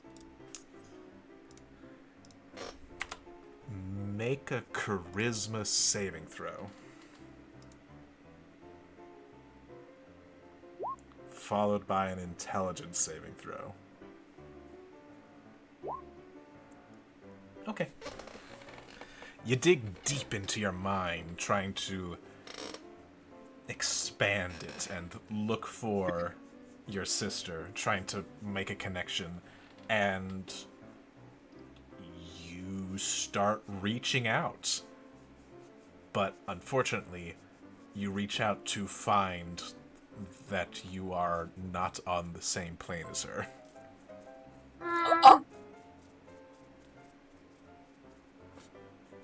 Veritas not on the same plane as them. Wait, what? Because we're in here. Oh, gods. Oh. That's why I ducked out to, message Tia. We can't do it from inside. Eve's laugh sounds a little bit like crying. course. Okay. Right. This is silly. Veritas can go look. I don't know if it's a good idea to wander too far alone, but if you want to try it again, just outside the door, maybe. The door to the weasel, not the door to this room. Uh-huh.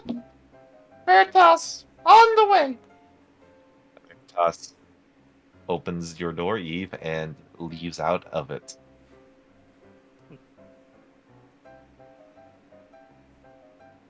Yeah, are we gonna? I guess we should find out what he finds out. Yeah, Do you wanna- let's go with him. All right. You all walk Yes, out. I do remember that Gosrog Cool asked us to him, and I don't. All right. All of you walk out of Eve's room to head back to the main area. Just as the door opens again. Hello and welcome to the Wandering Weasel. As Virgil and Jelvy come in. Eve, like, jogs up to them and, like, half hugs them both. Oh. Virgil, big sister. Veritas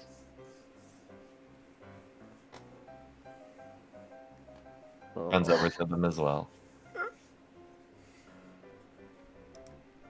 This everyone that hugs Chelavi, Jill just stares at Chelavi and her reaction. Make an insight check.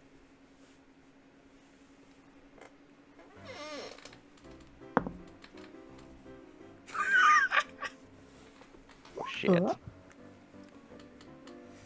I rolled natural 1, she's blushing. Aww.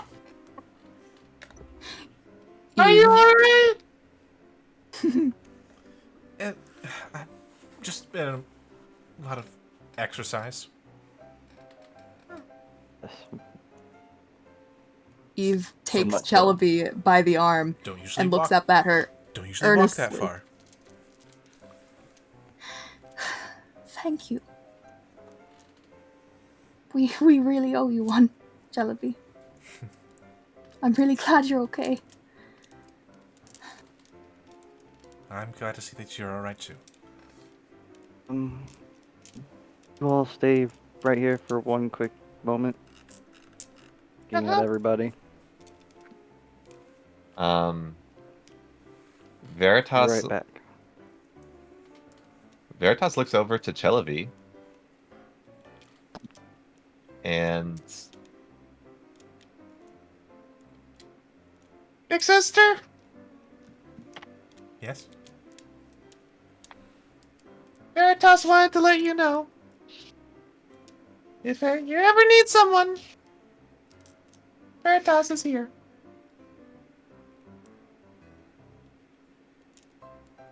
That's good to hear. Veritas been thinking about all sorts of things.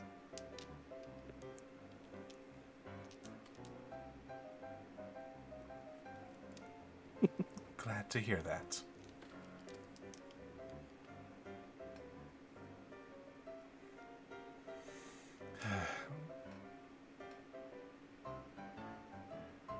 Virgil gives a little chuckle at that moment.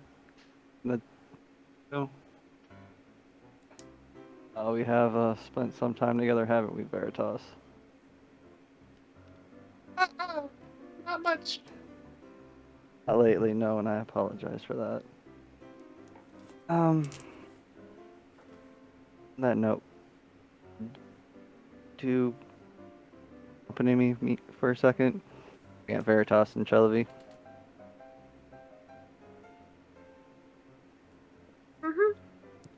Veritas will follow Virgil. And you also asked Chelavi, is that correct? Yes.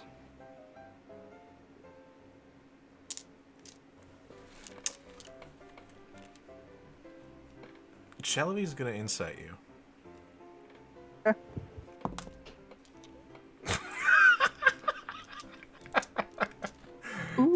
Just tell me what your intentions are. She rolled a natural 20. Oh no, Oh that's my fine. god. Intentions were to literally get her and Veritas to have a conversation. That's it. No matter what the conversation's about. What? I can RP it too. Feel free to. Veritas would go find a isolated booth for to sit at. Uh-huh. Veritas is a good finder. Have your moments, my friend. And yeah, I'm on the back. As he walks away. I want to get Chelavi away from main group. Be like, you know, 8 and 10 feet away. It was a very. I'm about to do. Won't do often. I'm gonna give you a chance. And you think you don't have. I believe you do. Act. Spend time. Learn.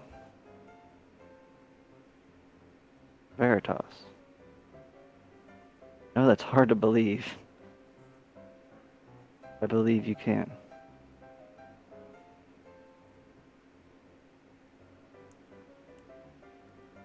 Believe you're more than just a weapon, Chelavi.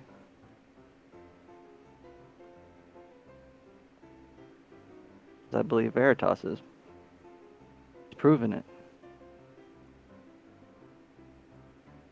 All you have to do is spend a little time with him. Try. Be forthcoming as much as possible. I promise. You will see changes yourself.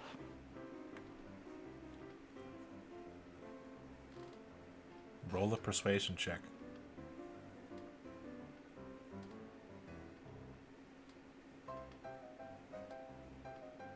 Just forget where that one's at because it's not marked. Oh, all right. Mighty 2. Don't fail me, please. Fuck 9. I'd like you to make another insight check.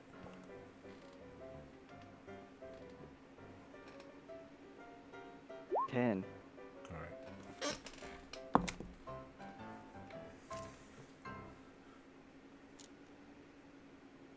I think that we don't really have time for such things. It is nice to see all of them and to see that they're all alright. But we do have things to do. True, but we're not doing anything tonight. We're actually all going to go to sleep. And I'll pat Chelavi on the shoulder and back towards Eve.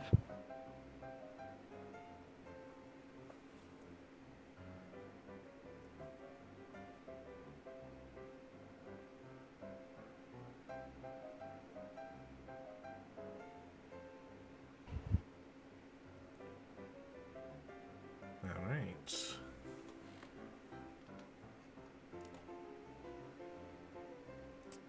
Is there anything anyone else wants to do? Veritas is waiting at an empty seat he has procured.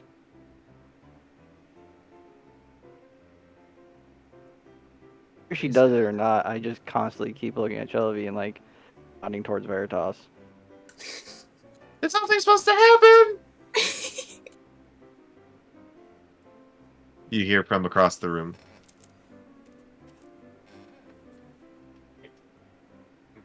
Pretty sure the the ink from Mr. Witch is partly saying that we need to hang out at the carnival more.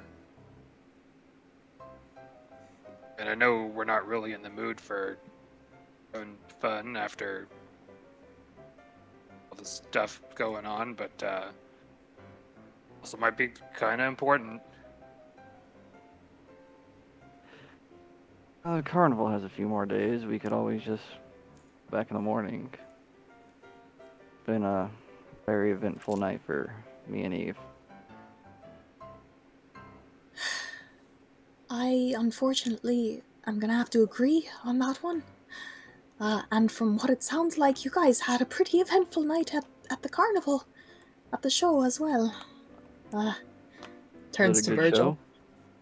Turns to Virgil. Apparently, they fought a terrible creature. Big lightning snake! Boss turned into Big Monkey and beat it up! I swear the city never changes. Veritas will continue to yell. Was it like this when you lived here too? Not this bad. Had its moments of wizard completely foobarring something up and a few of us guards having to deal with it.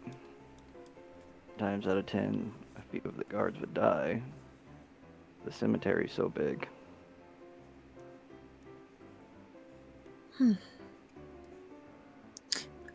But yes, in any case, I think some rest is in order for all of us. Which is a shame because we are on a pretty tight timetable here. Hmm? It's also a bit of a shame because you'll miss out on the crowning of the monarch. Oh. Whatever he said. Slowly turns around. And what's that about, Tommen?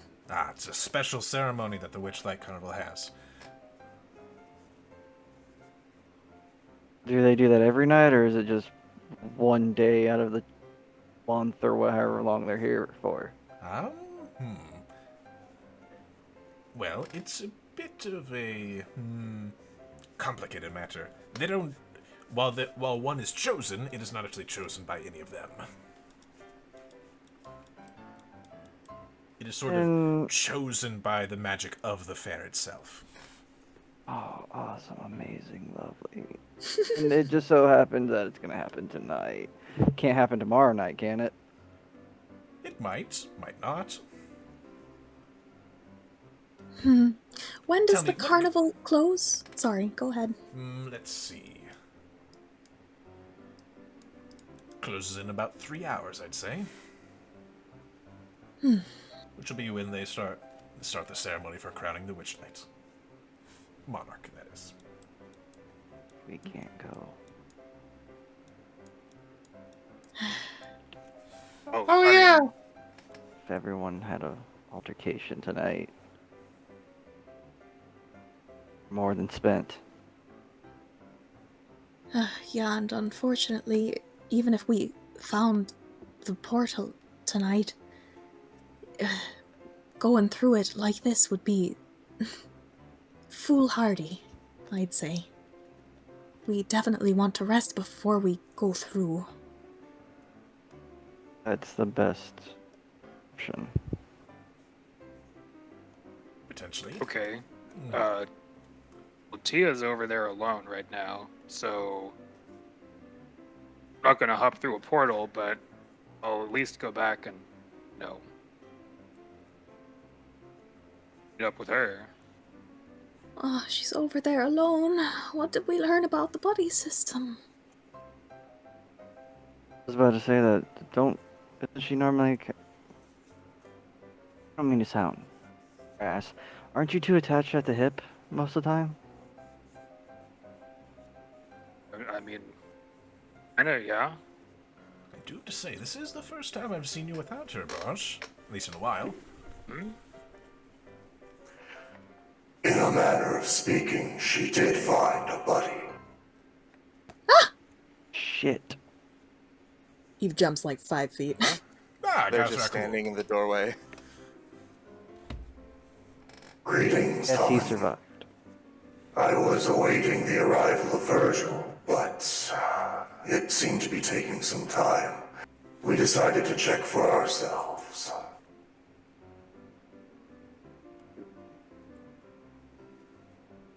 seems like lots happening currently. A lot does seem to be happening. You know what this calls for? A drink. And Agree. he will start pouring drinks for everyone. Change mine to an ale. Yes, Tia is still at the carnival, but not alone. She was meeting with a young human man in blue robes at the Bubble Pop Teapot. That description doesn't sound familiar at all, does it? Nope. Okay. Not to Eve. I mean, I We was. fourth Oh, wall right. break? Again? Nothing. I was just making a joke, saying, can we break the fourth wall? I don't know. Can you? I kind of forgot you guys don't hear when I'm talking with Tia, but yeah, I was in the old mental fucking. I asked her a couple times, everything okay, and she's saying, yeah, just taking care of some stuff. So, she knows we're here. Oh, a lot of stuff people have to take care of tonight. Mm-hmm. Isn't that the truth? If you wouldn't mind, I believe double the drinks are required for the information we have. We've been waiting for the right moment, and we believe we can wait no longer to share this with the party.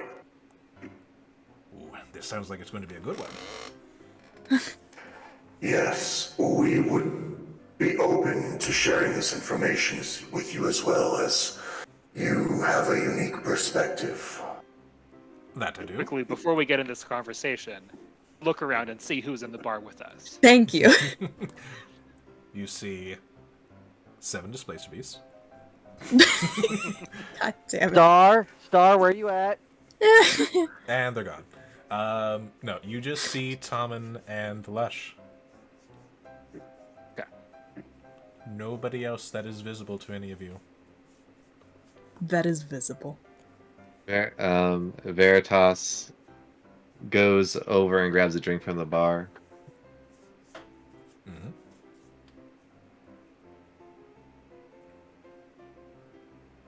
Eve will partake for once. All right. Having a drink? Sure. All right. And Virgil, I believe you said you were taking a drink as well?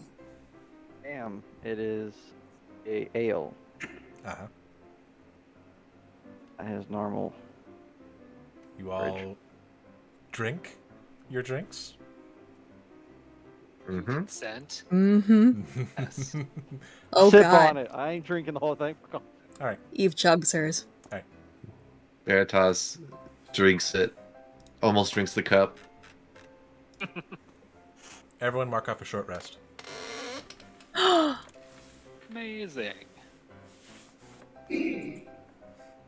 Whoa. Fuck. Just give me HP back. It's fine. Do we realize that this has been somewhat enhanced? Yes. Yes, very much so. You take a drink and you realize that you don't feel nearly as groggy as you did a moment ago. Eve blinks and stares at Tommen with an almost accusatory look. What's with the look, Eve? I was just providing drinks, Eve narrows her eyes and does an I'm watching you gesture with 2 fingers. I am but a simple bartender just serving drinks. Nothing to see here. Thanks, Tommen. Disney. Appreciate it. As you said, you have something that cannot wait any longer. What is it? Let us start at the beginning. We Oh, fuck. This is gonna be a long one. never shared the vision that brought us to you in the first place.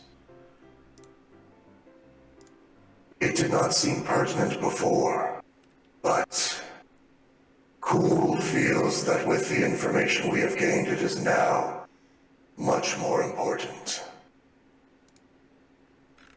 So all 3 pairs of eyes start to glow purple as Ra continues to speak. We see a vision of a city with statues on fire. A white tiefling standing above a pair of halflings. One dead, one near death. He speaks, that's why. And the knowledge of this fate surrounds a party of adventurers located in the city of Neverwinter. A devilkin left in a world that would reject him. An orc exiled from a home far away. Children of the coming calamity. A soul stuck in between. And a halfling with a fate uncertain. And their eyes, the glow slowly fades. This is what prompted our original interest in all of you, and what brought us across deserts, forests, mountains, and lakes to find you.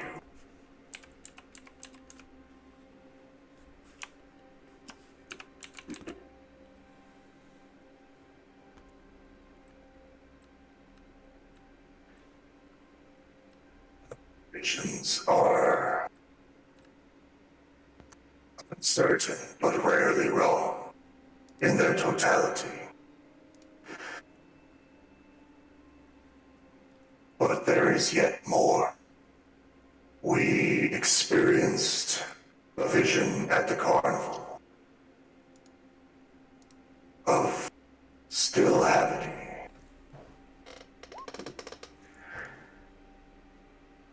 And in this vision, he spoke. This was not of the future or the past, but of the present. He is still in Waterdeep, and it is fitting that that beast takes the form of a tiefling, for he deals as the filthy devils do. And they reach in their pocket and pull out a small, unassuming ring. He offered us this ring. You know of our interest in demonology, and he offered us the name of a demon that would be of great help to us. But upon further inspection, we found this ring is more than he said to us. He bargained that the ring would not harm us, and cackled his horrible laugh as he pondered the implications. But after time spent studying this ring, it contains a soul cage for a specific individual whom we could not glean. This was disturbing in itself, but the other information that was shared is that still Havity is watching our every move. He wanted to know how we're enjoying the carnival. And he knows of our visions. He has seen what we have seen. And this disturbs us to the core. But it also makes us wonder, how does he know what we're doing, when we are doing it, and why? More than the carnival, he knows we are going to Prismere. He knows we are looking for Natasha Yaga. With great detail, he laid out what we're going to do and why.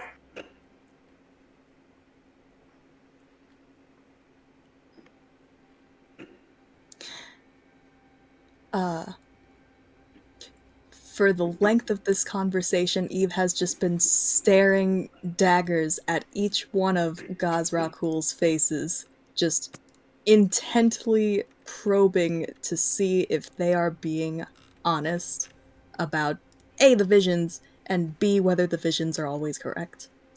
All three of them hold your gaze. 3 sets of eyes. I suppose, Gazrakul, do you consent to an insight check? They do. You damn well better. I mean, I have a way God to get the damn it! answer. What do they glean with an 11? He feels honesty. The track record of the visions, she can sense a vague exaggeration, but not by much.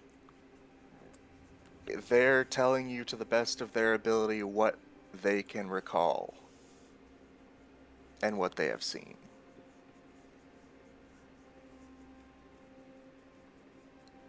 After staring into their faces like this for several long seconds, Eve just starts hyperventilating. After a Down, few Eve. seconds, she just backs up and walks away and turns away. And just stands a little distance off, just with her hands over her face. We were initially worried that someone close to us was feeding information to Stillhavity, and this suspicion remains. We make no accusations, but there are those with more knowledge and access to this abomination than we. And while we dearly think that this ring has some benefits, we fear the consequences of taking this gift.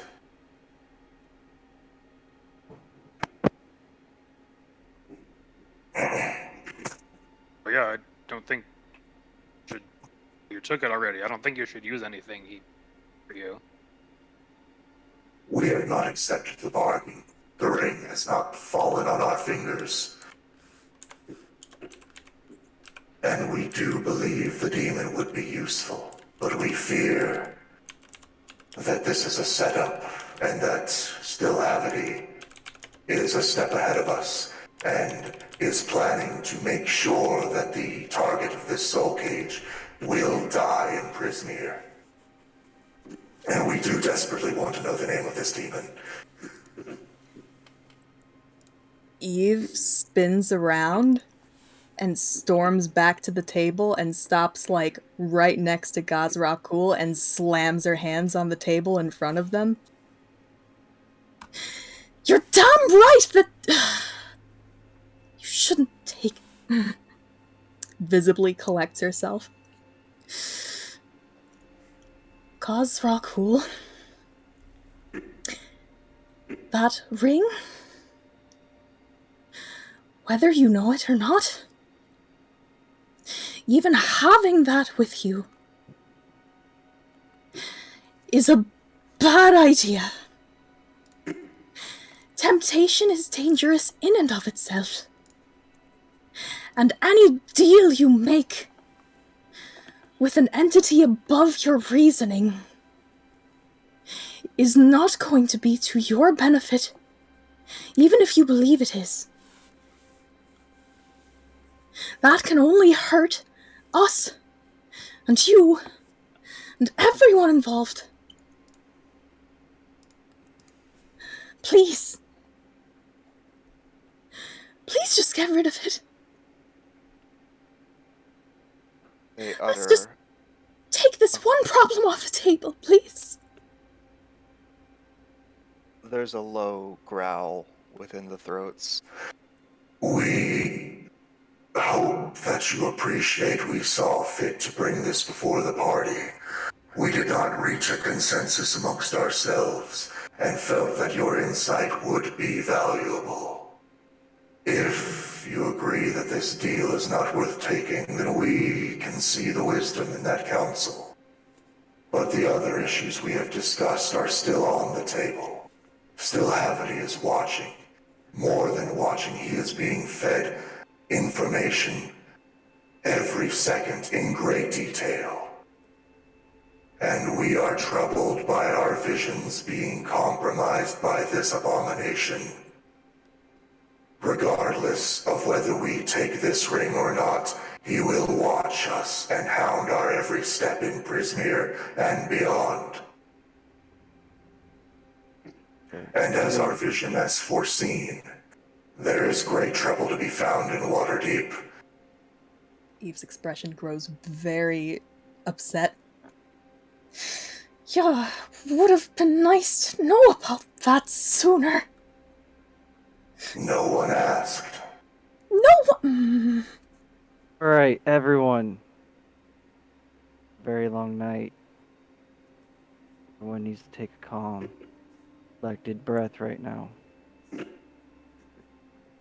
Regards to the ring, guys are cool.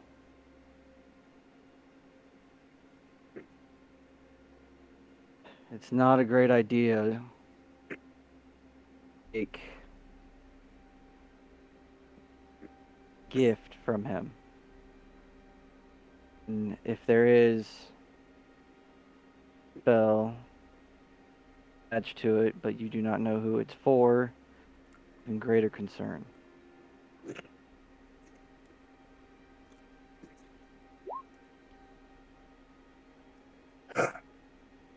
Very well. If the party thinks that this bargain is not worth it, we will not take it on the condition that you help us find the name of a demon worth the one we are trading away. Can't quite just give that ring away, though, that's the problem. Tommen, you are wise and skilled. Would you know how to dispose of an object like this? You look to Tommen, and you see him kind of tracking Eve, kind of pacing back and forth. Oh, yes, I can do that. Permanently, just tuck it away. We will give it away on the condition that you do your best to find us a replacement demon. We're not asking for concrete results, only that you truly try your best. We killed a commoner today, in order to give us the best chance of surviving Prismere. We know that Veritas disapproves, but the life of one commoner is worth making sure we survive battling hags in their own realm. That blood would have brought us the might of a Balgura to the battlefield, and without that we can only rely on lesser beings, Quasits and other filth. They will do in a pinch, but they are nothing compared to what we could have had. Veritas has downed a second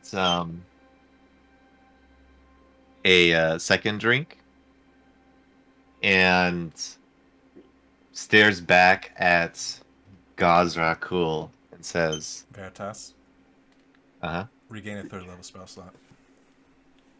a third level spell slot." Oh. Drinking, everybody, get fucking hammered. You will not get any further benefits. Duly noted.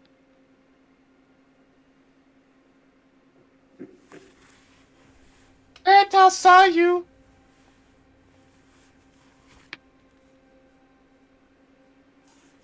Pierce a random person in the back with a fire spell and collect his blood. We do not deny it. As we have said, our methods are unsavory, as is what it takes to summon demons. But we are going to a place that values life as little as we do. These hags will be great and powerful, and if one life needed to be taken to get us through that, then we were willing to make that sacrifice on behalf of the party. We know that you found this distasteful, but understand the logic behind our actions. Commoners are a dime a dozen. Our lives are not. Alright, like I said, everyone, take a breath. Guys, you have observations about Havity watching us. There are multiple ways he could do that. There could be one tailing us. But while I was in Silver Rock, the Vile Blood, who is a powerful sorceress of some type, watched while Skull and I talked when I was imprisoned. Could be doing that as well. We do not seek to lay accusations at anyone's feet, but the pure logic of what we have seen determines that there is a distinct possibility that someone is reporting our every move to him in great detail, as he laid out to us in great detail our actions, both past, present, and future. I have an ability to get bottom of that if that's the case. But you all would have to be willing, trust me, getting truth out. We have no reservations. In fact, your assistance could reassure the party of our intentions, as we can feel that this news does not reach everyone's ears with glad tidings, and that our methods are distasteful to some of you. I didn't want to gloss over that. I'm not okay with you killing that guy. We understand your reservations, but we inhabit different moral spheres. Regardless of how our actions seem, they were taken in an honest attempt to protect our lives.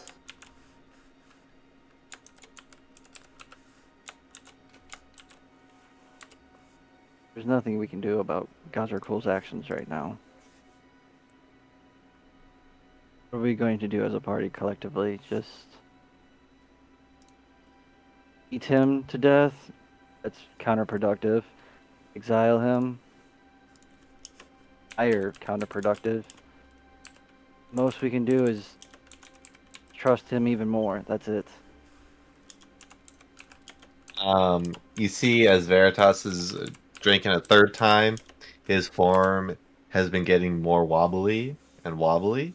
On the As third drink, I need a con save. yes, yes, indeed. Getting a little buzzed, but you're handling it all right.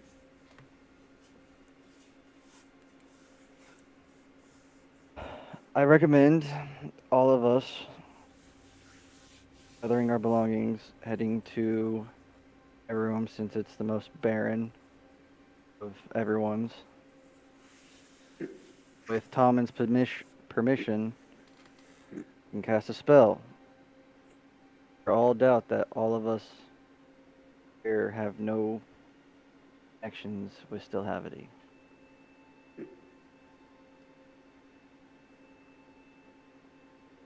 Oh, me. It's your place, Tommen. I can't do it without your blessing. Oh, well, sure. I assume this is a zone of truth. I would presume correctly, sir. Well, then go right ahead.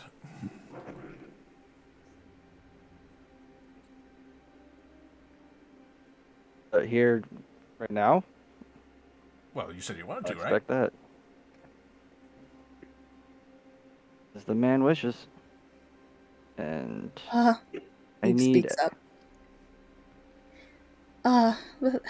Let's maybe... I think it's a better idea to do it in one of the rooms. Veritas has good room. Nice open. Wherever would make everyone most comfortable. I mean, if you want, I can close the bar.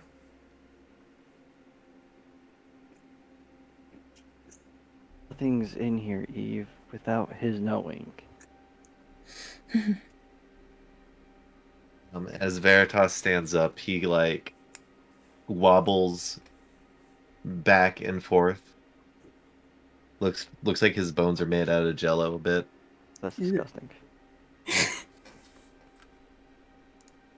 You all Full hair. okay there? Veritas! Feel wobbly.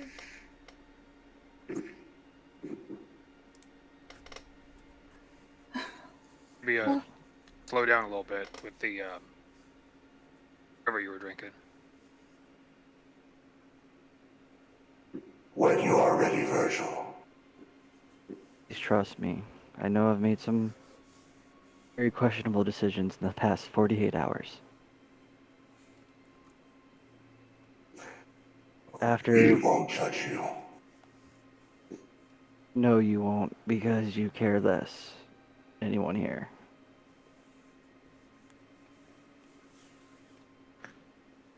After tonight, after the conversations I've had,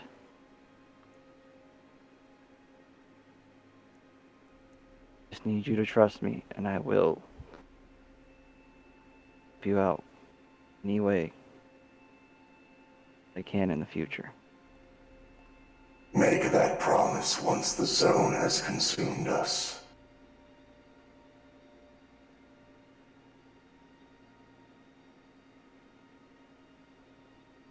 I don't lie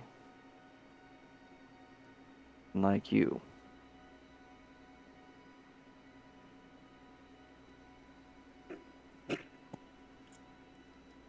Not lied to anyone here.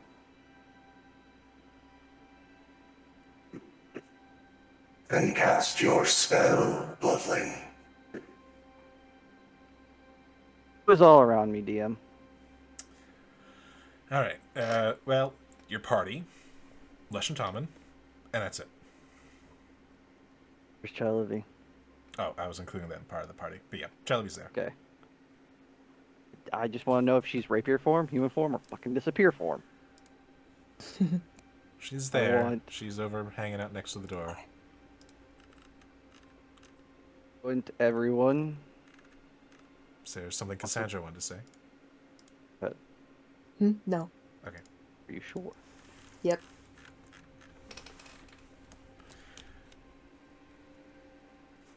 Chalavi within 15 feet? The bar is not that big. You will get everyone in the room. Oh, including Tommen and Lush. That is correct. Fuck. This is why Eve was like, let's do this in a different room. But you Nope, no secrets. But you cast your spell. I crack my knuckles. Focus on everybody's, like, their monologues. 2 feathers from my cloak and throw them as they start circling us in a rapid motion, and Zone of Truth be cast. All right. Does anyone resist? Nope. No. Question. Yes. I know if you resist.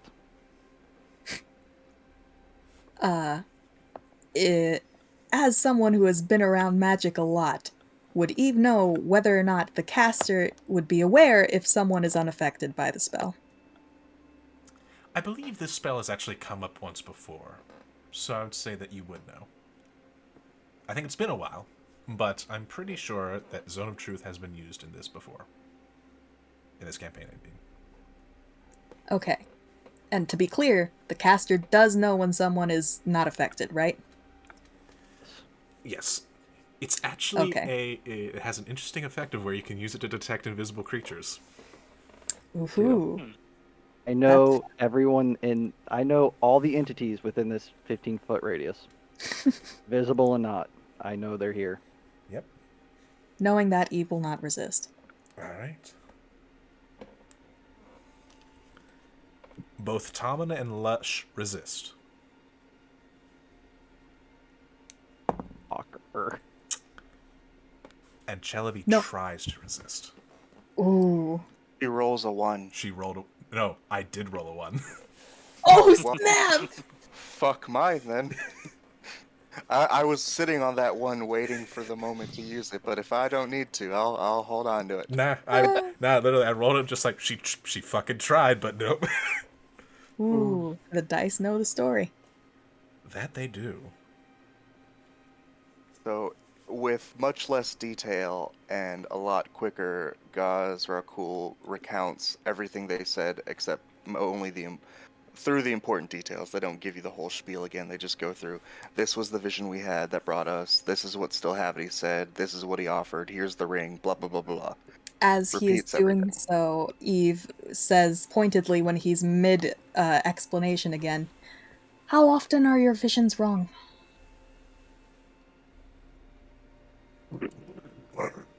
Stillhavity inserted himself. It was perhaps 3 out of 10 would misfire in a way. Some detail would not pan out. Some person would not show. But they are right often enough for us to believe them. And even if they turn out wrong, we can seek guidance from higher powers to reaffirm or deny what we have seen. Another thing, guys, the vision Yes, that was I right with that? for the most part, but the vision in particular that sent you on this quest is the only vision that you've ever seen multiple times. Ah, yes, they make that known. Oh, And that is why we came so far to you. We have seen this again and again and again, and it kept us going. Is it always the same? So far, yes. And we believe, with great certainty after spending time with all of you, that you are those we saw.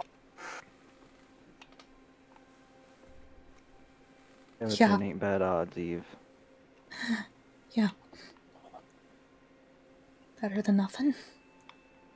Okay, burning question on everyone's mind. Well, mostly you three and Kelly mine after coming forth with this. At a time around the table. Is anyone here in contact with Stillhavity reporting to him about our whereabouts, missions, every detail of our exploits? No. Eve speaks up. That's too specific. Make it more general.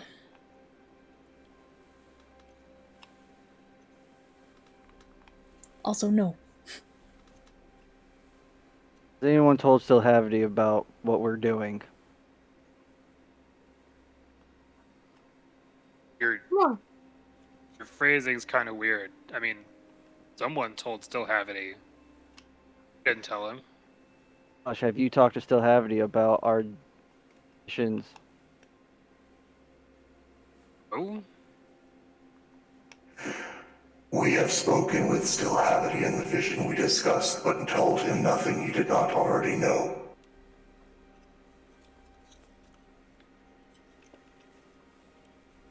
I have not spoken to Stillhavity at all. I have not spoken to Stillhavity recently. You have.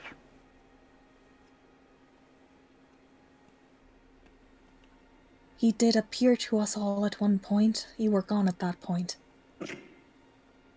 At multiple points, he actually spoke with us. Back when we were hunting the dragon. Veritas, you affirm that you have not spoken to your father about our actions.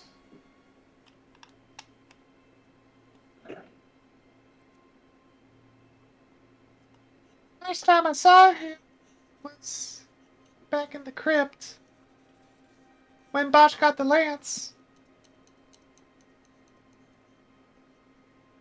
You have not spoken to your father about our actions and whereabouts.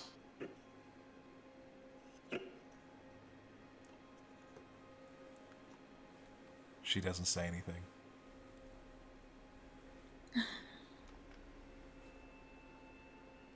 Olivia, this is one of those chances I've talked to you about.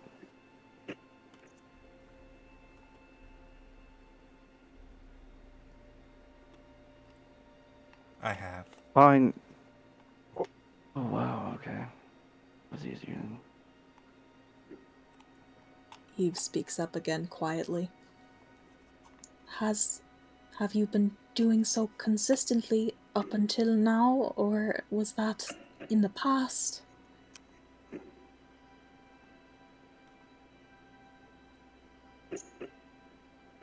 Yes. Yes, to which that was an or question, Chalavi.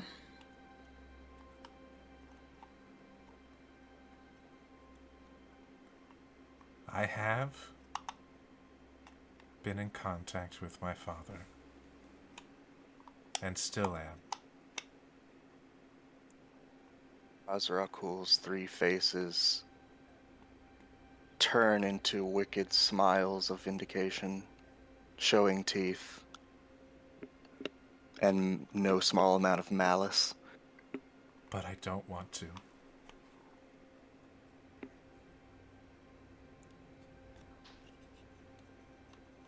He send you to us? He did.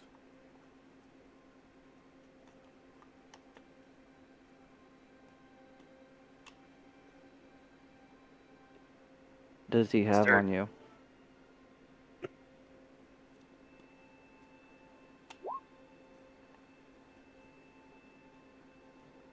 He...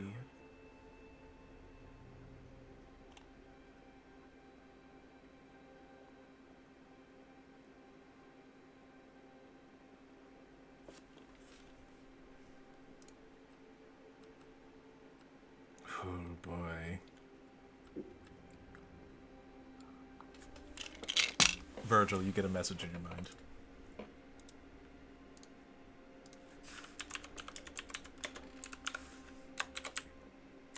This is like... I felt this message before? Very much.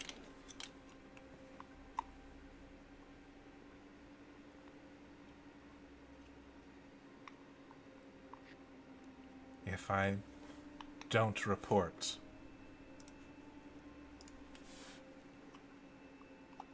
then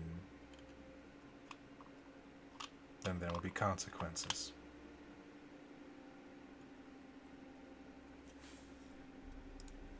Little Mock, can you tell us how your father has seen our visions?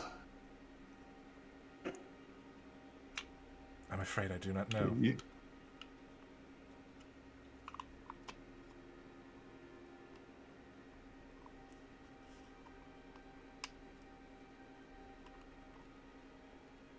Said you don't want to spy on us. Can we help you get out of it?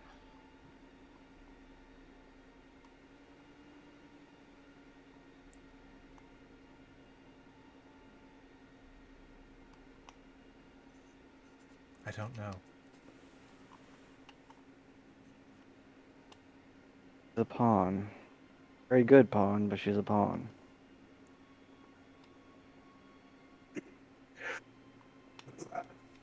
Willingness to be complicit does not change her complicity.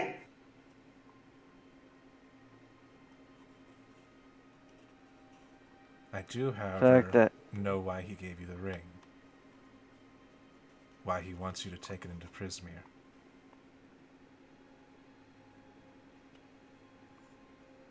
Do tell. It is for the simple fact that Prismere is beyond his reach. He cannot see into it, and he knows that I'll be unable to report anything while we're inside. That ring is meant to protect his investment.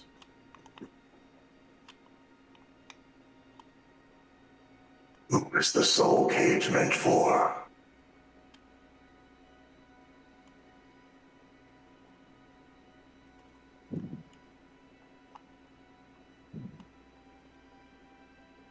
It is meant for Eve.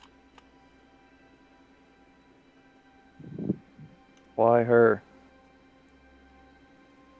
I don't know.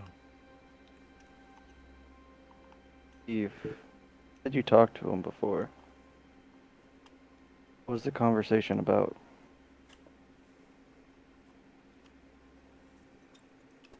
Eve is very quiet and is just staring at the table.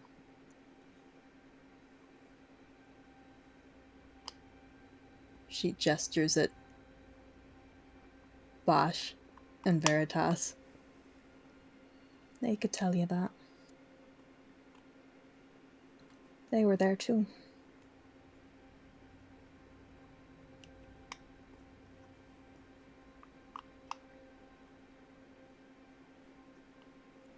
What was the conversation you all had with Stillhavity about?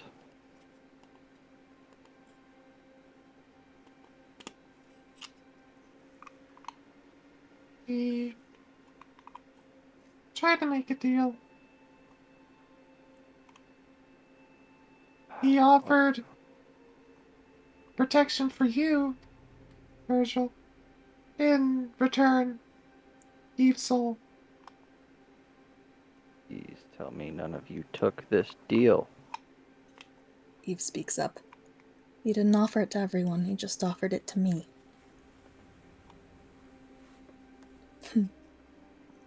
Gods, I really thought about it. But no, I didn't take it. They talked me out of it. I'm glad you guys did that.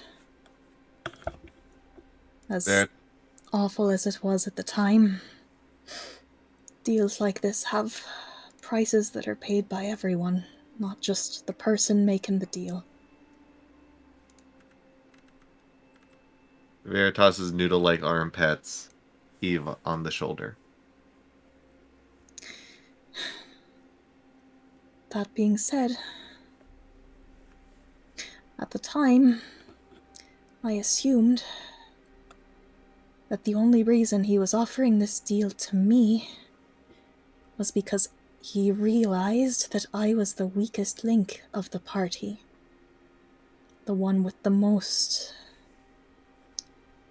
doubt, vulnerability. He saw how helpless I felt, and he decided to capitalize on that. But now I'm starting to wonder if there's more to this story. Honest to gods, can't imagine what anyone wants with me specifically. But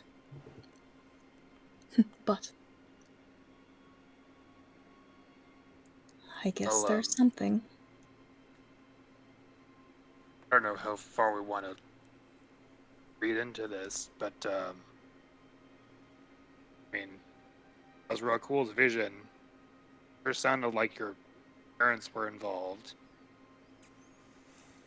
Eve's expression goes blank.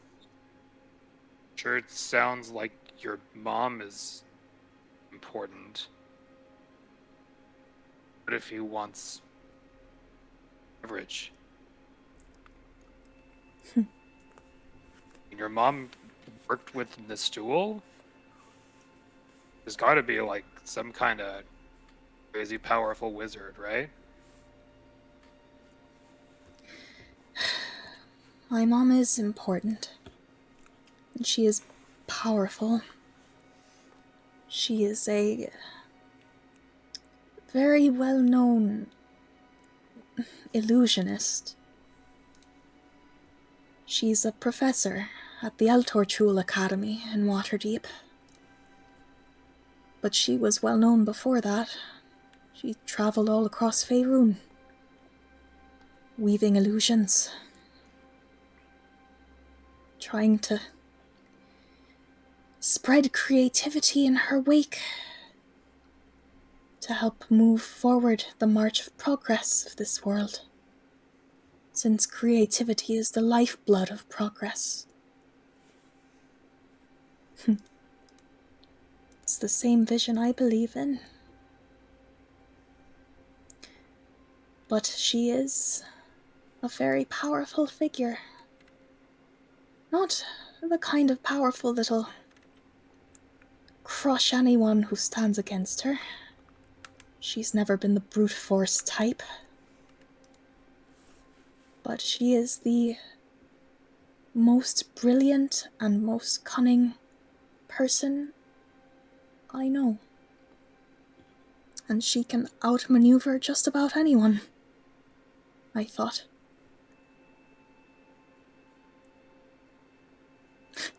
I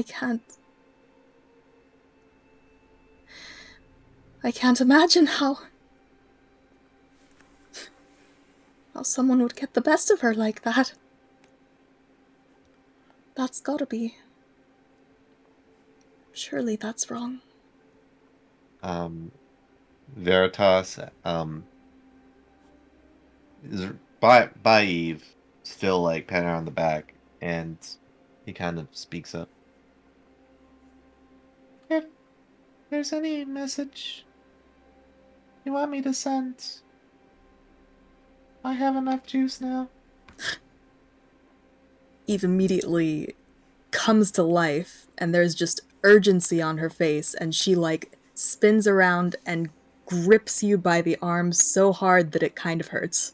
By the way, when you grip Veritas, you see that Ew. the actual form, like, it just like squishes like you're squishing a gummy bear. Oh You're god. You knew I was you about were to. I walking was about into to say. that. I was about to I say know. the consistency of soft dough. Yeah. As soon as Between I your said it, I fingers. regretted it. Oh, don't make the sound. But it doesn't phase Eve. No, she's very focused. Sorry, need a bit of levity. She just stares at you urgently, Veritas. You can? Really? Right now? Oh, God. Starts hyperventilating for a second as she thinks. Eve, before you send this message, it would be best for us not to have the message reported right back to Stillhavity, as his ears sit right down the bar.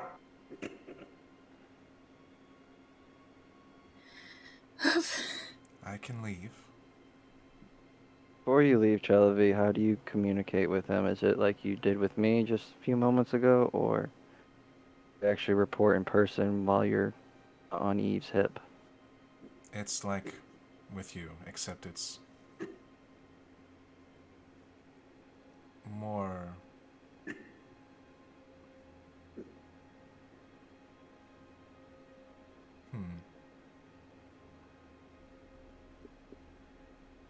Well, it's just that. It's more.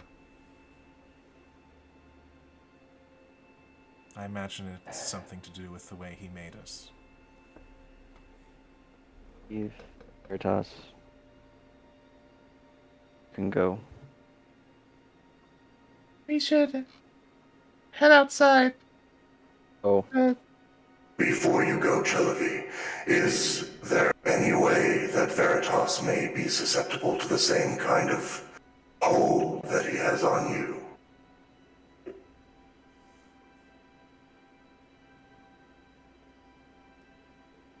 possibly.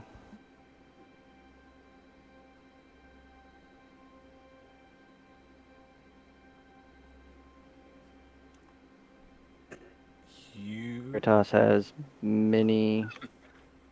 I'm answering just out of. Does Virgil say yes to that because Veritas has and his kids to group. I just want to Uh, see if she has any insight on what may or may not be the condition.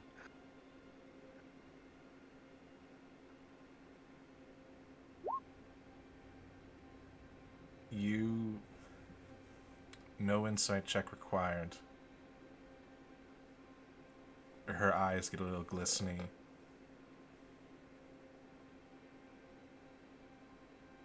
And her voice breaks a bit. I hope not.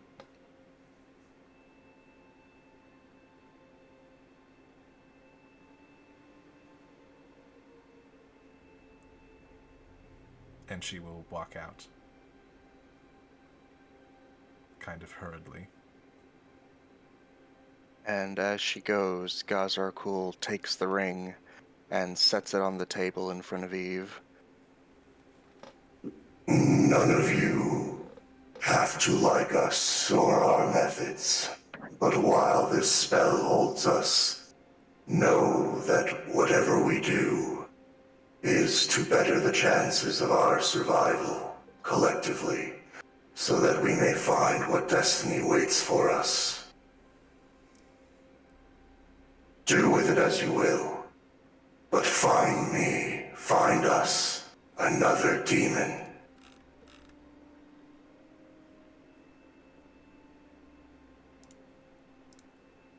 They put it in front of Eve? Yeah, on the table. Ooh. They're gonna let you hand it to Tommen, if that's what you want to do with it.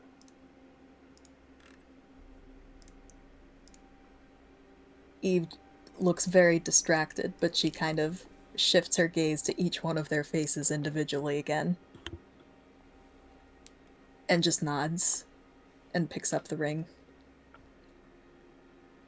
Being very careful. Don't want a Lord of the Rings situation. Sleight of hand check. So you. Oh God. You pick up. Trip over your own damn foot. You pick up. Hey, the I ring. mean, I am a halfling. Oh God, don't say it like that. How do you pick up the ring? I don't know if you've looked at Eve's character art, but she's got these little frills over her, partially over her hands. So she'll just like tug one of those forward to cover more of her hand so that it's not directly in contact with her flesh. Alright. It almost seems to leap at you as you get really close to pick it up. Like a magnet, almost. Oh God. Eve's brain catches up with what she's doing, and all of a sudden she just drops it on the table like it's hot. It drops on the table. Oh, we did not anticipate this. Please let us take care of it. We apologize for our oversight. So, GRK will take it and hand it to Tommen. Alright, you take it, no problem. Hand it right to Tommen. Let it show that we would prefer the true name of a Belgorla or a Tanaruk. That is the price we ask. Full demon got it. Get you a name. Copy. Thank you, Virgil Wintersbane. Kazi, Frazi, Cooley, your big meanie heads. They smile their wicked smile. We know Veritas, but when you're fighting monsters, it pays to have one of your own.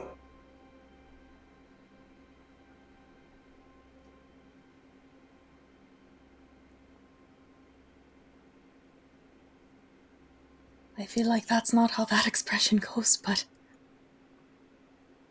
duly noted. Oh. Veritas, Eve, go. Message to your family.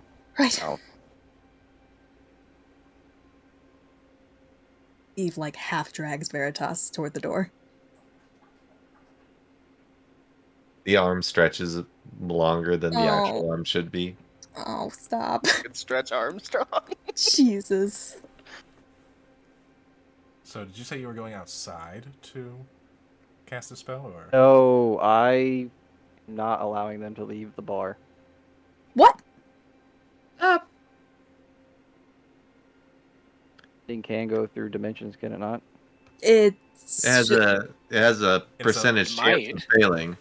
It could fail, and you would know. Eve that. is Go Eve is taking outside. zero where chances. Chelavi just went. That's why I got confused, because I was planning on going outside. Go Did outside. Chelavi leave, or did she Chelavi stay? left. Okay. Left because She Virgil left will the bar. go after her. Yeah, she went outside. Well, This is what I'm getting at. You go outside, the odds of a possible scry spell being cast on you guys during this moment, probably pretty good. Don't know by who, but pretty good. Eve Second thing, Take this to your room, or Veritas's. Eve says. Bard, use bardic inspiration. Eve says she like snaps this. There's a chance that it could fail if we stay in here, and I am not taking chances with my family's lives. So, Veritas, you can just ask me in my head what you want me to say, right? We don't have to even say anything out loud, do we? And in your head, you hear a, Yeah, that's right.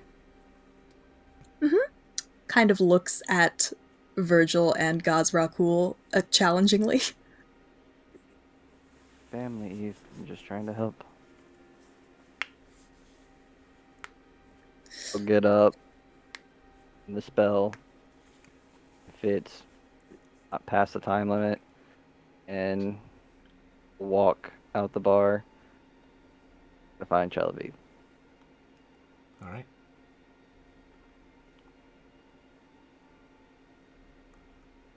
Veritas heads out the bar with Eve stretching his with Eve leading him with his stretched out arm. Oh god, stop. All right. The three of you go outside the bar. Virgil, go ahead and roll me a perception check.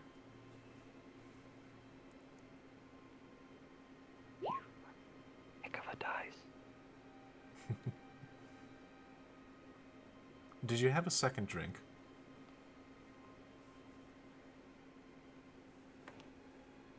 Through that whole conversation, most likely. All right. Take your luckies back. All of them or just one? All of them. Fuck shit. Be sure to use one. I will right now. Come on, die. There we go. 22. Very good. Ooh. Higher digits for me, please. I don't have expertise. You quickly look around. This is your kind of area of expertise, after all. And you spot Chelavi kind of rushing down an alleyway off to the side.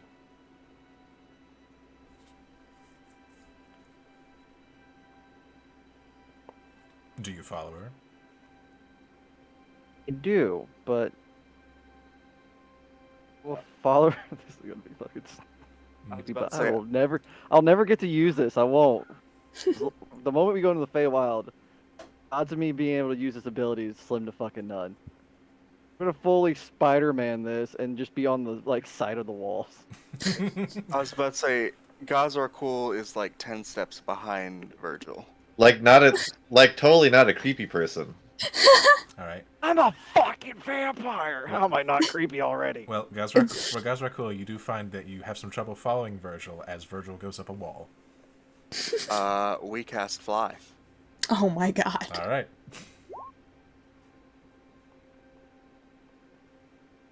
And we shoot with him. All right. Two of you follow after Chelavi. In your mind, Eve, And yeah, and Eve and Veritas. you just hear, Your message? I have 2 questions above game. mm-hmm. Please ask away. First one. I am so sorry.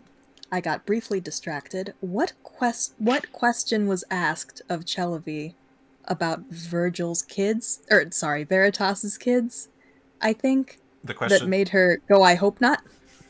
whether or not Veritas was susceptible to the same thing that she seems to be. Ah, so it wasn't about his kids. Well, that question was asked. I don't think it ever came to an answer. Yeah, it wasn't. Didn't. So there's totally a chance she still killed them. Okay, great. Or worse. Okay, but we didn't hear anything about that, so. Question 2. Hey Max. Yes? What kind of save would you call it, of a rationality versus emotion? Rationality versus emotion. Wisdom or charisma? That's what I'm thinking as well.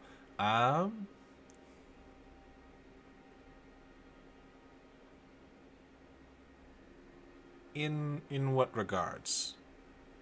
Give me some context. Eve is trying to decide, well, not even really trying, it would be a snap decision probably, but is she going to message her dad or her mom? Rationality would suggest her mom. Emotion would suggest her dad, because she is damn sure that he's the one that's going to wind up dead. Oof. I would say roll a wisdom check and a charisma check. Oh, okay. If it is indeed versus, then it shall be versus. That's good. That's a good decision. Very interesting. I like decision. that. Ooh. And so rationality wins out. The one time you wanted your charisma to lose. Okay. Veritas. Eve replies in your head. In her head? In someone's head. Yes. In my head? Oh, God. Shut up, Tommen. Okay, I'll just be in here.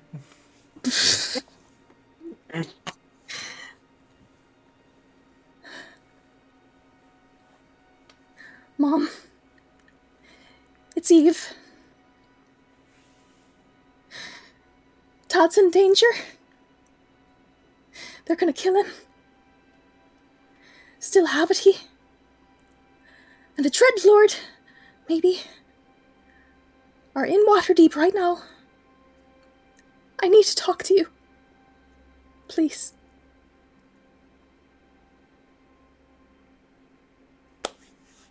I love you both.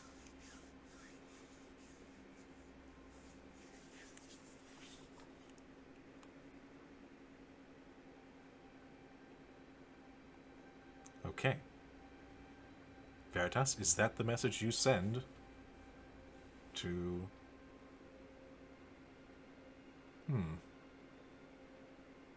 Oh no, have you ever sent to Amaranth before? I don't believe you Shit. have. I haven't.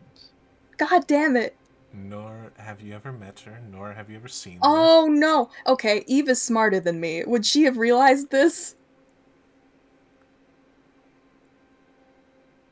I mean, rationality did win out over emotion. Rationality did win out over emotion, so yes, I'd say so.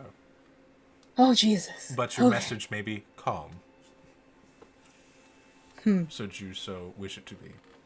I don't know if it won that hard. You are in control of your emotions so far. I mean,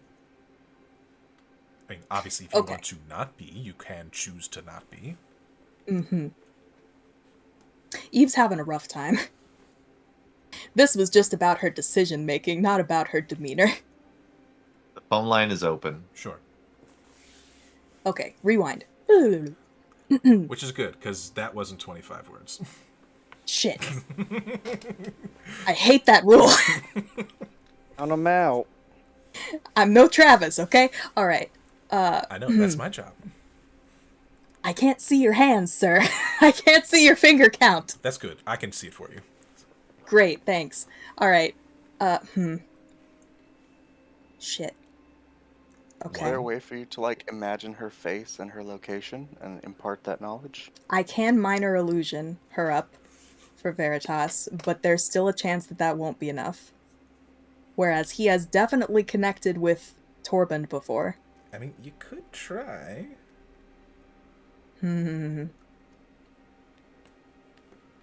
See what happens. After all, it was enough for him to connect with your father. Because, I mean, he hasn't met your father. When you're sending to someone who doesn't realize that you're sending to them, do they make a wisdom save? That's not how that works, right? That's not how that works, no. Okay. I make a check to to see Okay. if it goes off properly.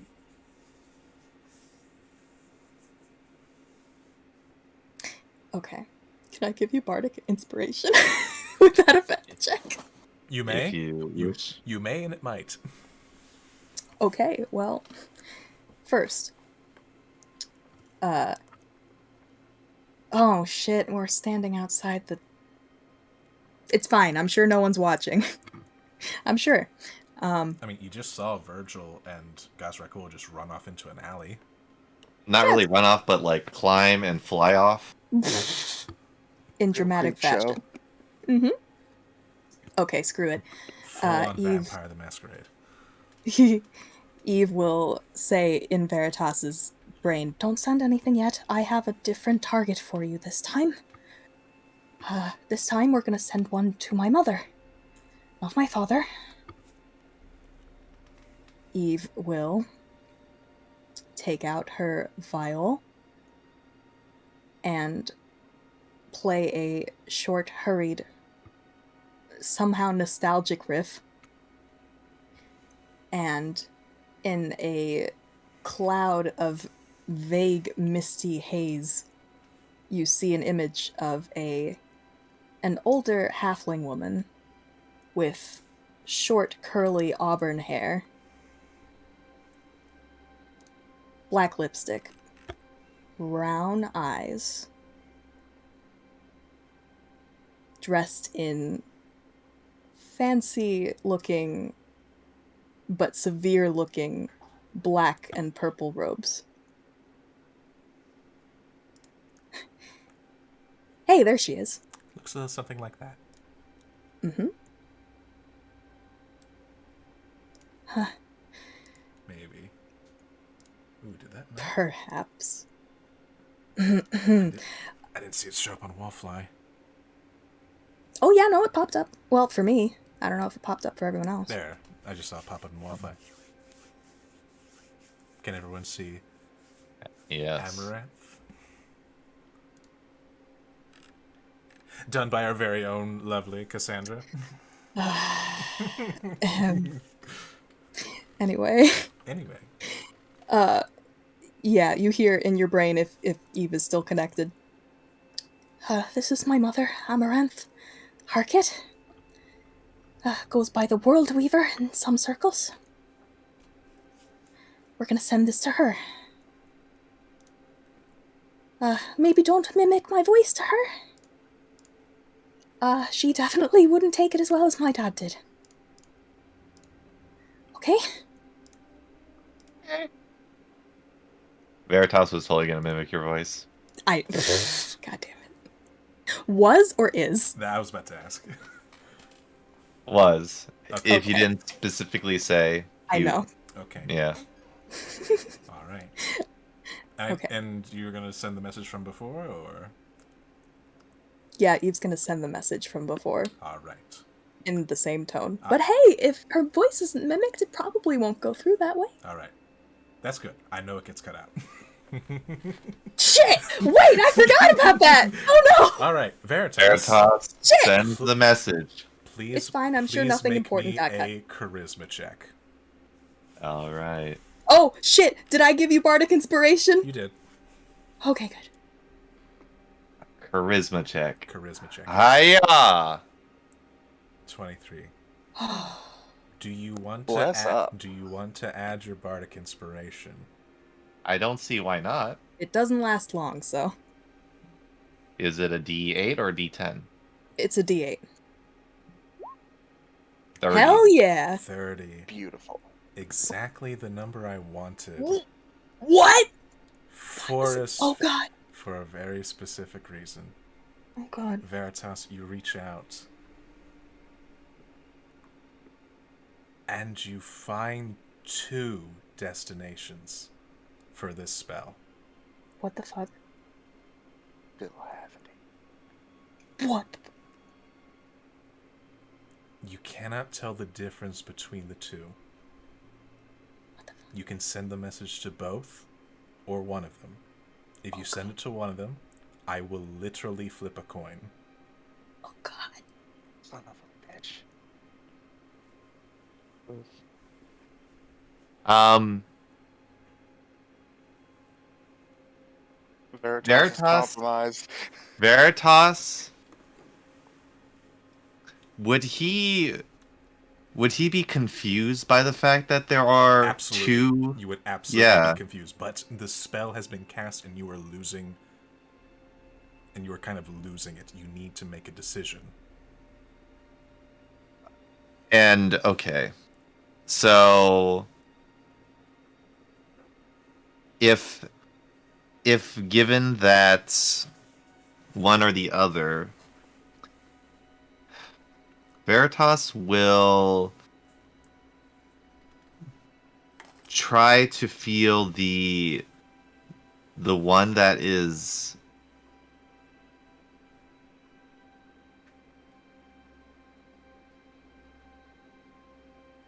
closer? Hmm?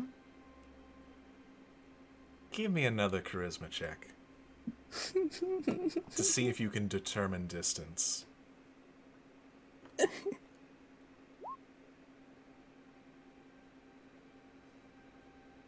One of them does seem slightly closer, although it's pretty close.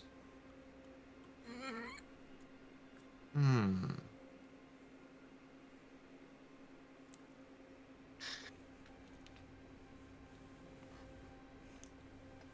In Veritas's wise choice, he believes that the closer one is Eve's mother, and the farther away one is not.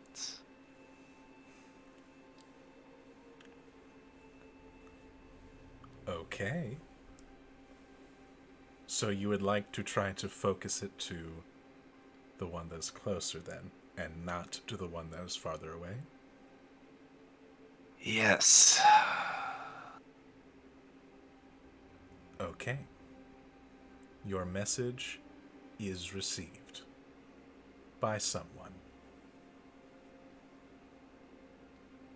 No back reply.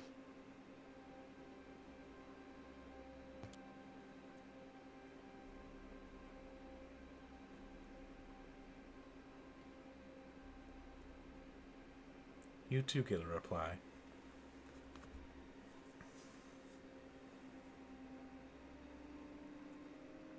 I'm not exactly sure what you mean, Veritas. Can you elaborate?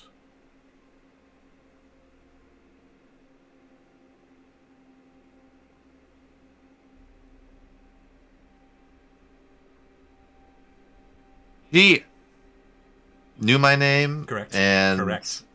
can you elaborate? And then spell ends. Ah.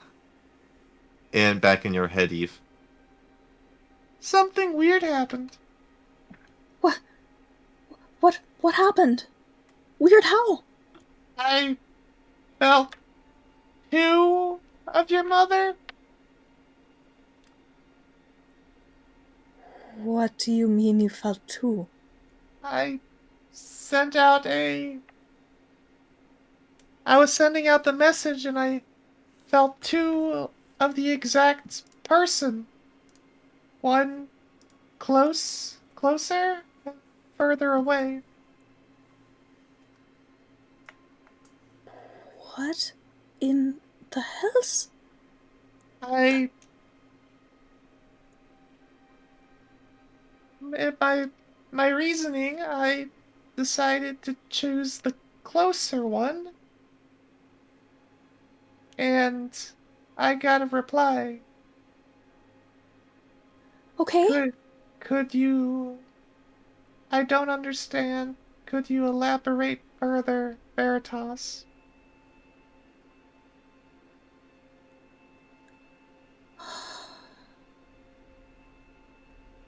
Okay.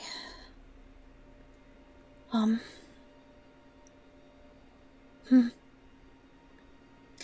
The I don't understand part freaks me out a little. If you're wondering about your name, that's okay. I did tell her your name.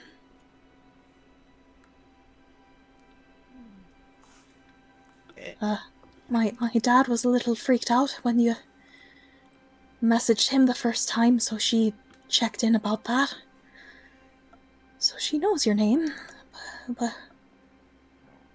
I don't understand. That's... Hey, Max. Yeah?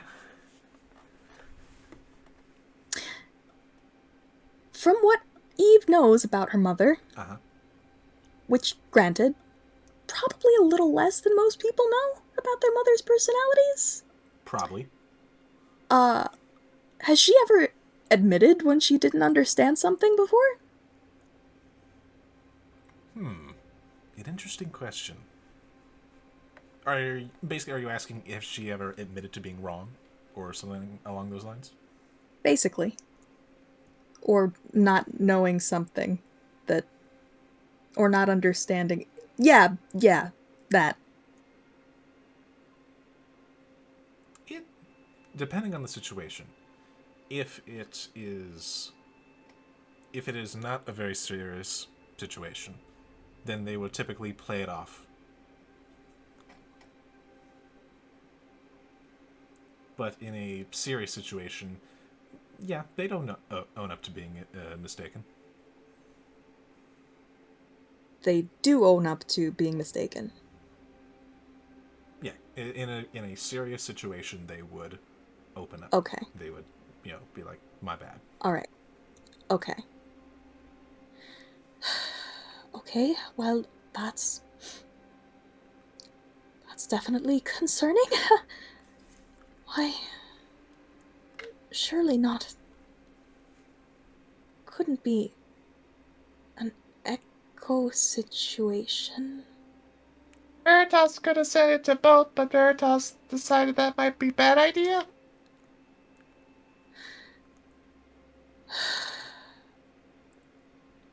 Eve just Veritas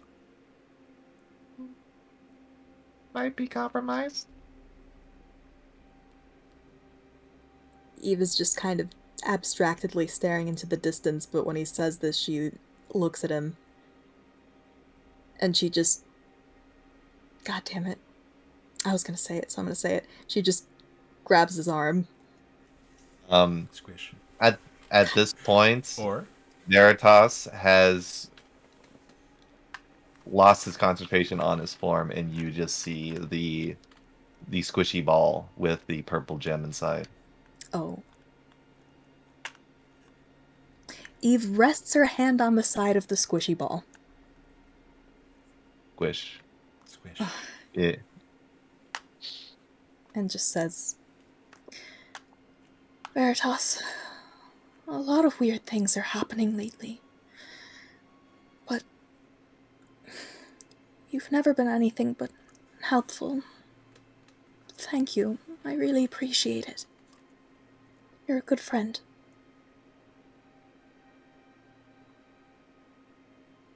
You are too. It'll be all right.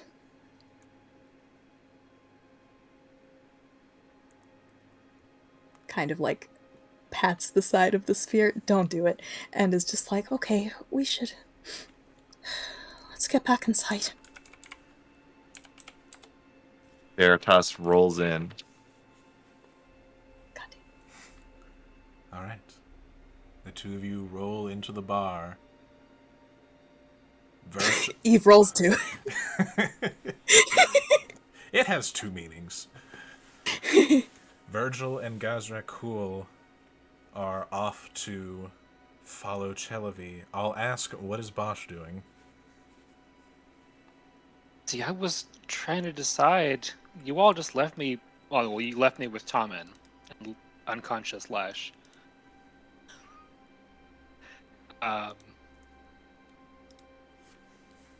We're just outside, though, so you would have seen if I left. That'd be correct. Mm-hmm. Because how much time has passed at this point? Since the big top, I'd say probably about half an hour. Okay, so that's not Bosch very go long. after Tia. Was thinking about it, but it hasn't been a huge amount of time. Well, I'll just say that Bosch stuck around and told Tommen, sure, like none of this is amazing to Tommen, but told him about the stuff at the fair, especially about the weird mannequin of Tasha. Let him, because Tommen likes stories. Let him know what we saw. Mm-hmm. And he listens on to every word. And as all this is happening, with new mysteries afoot as to what the fuck is going on, Virgil and Gazrakul chasing off after Chelavi to discover more about their would-be saboteur. And Bosch, in the back of your mind, you just think, why is Tia not back yet?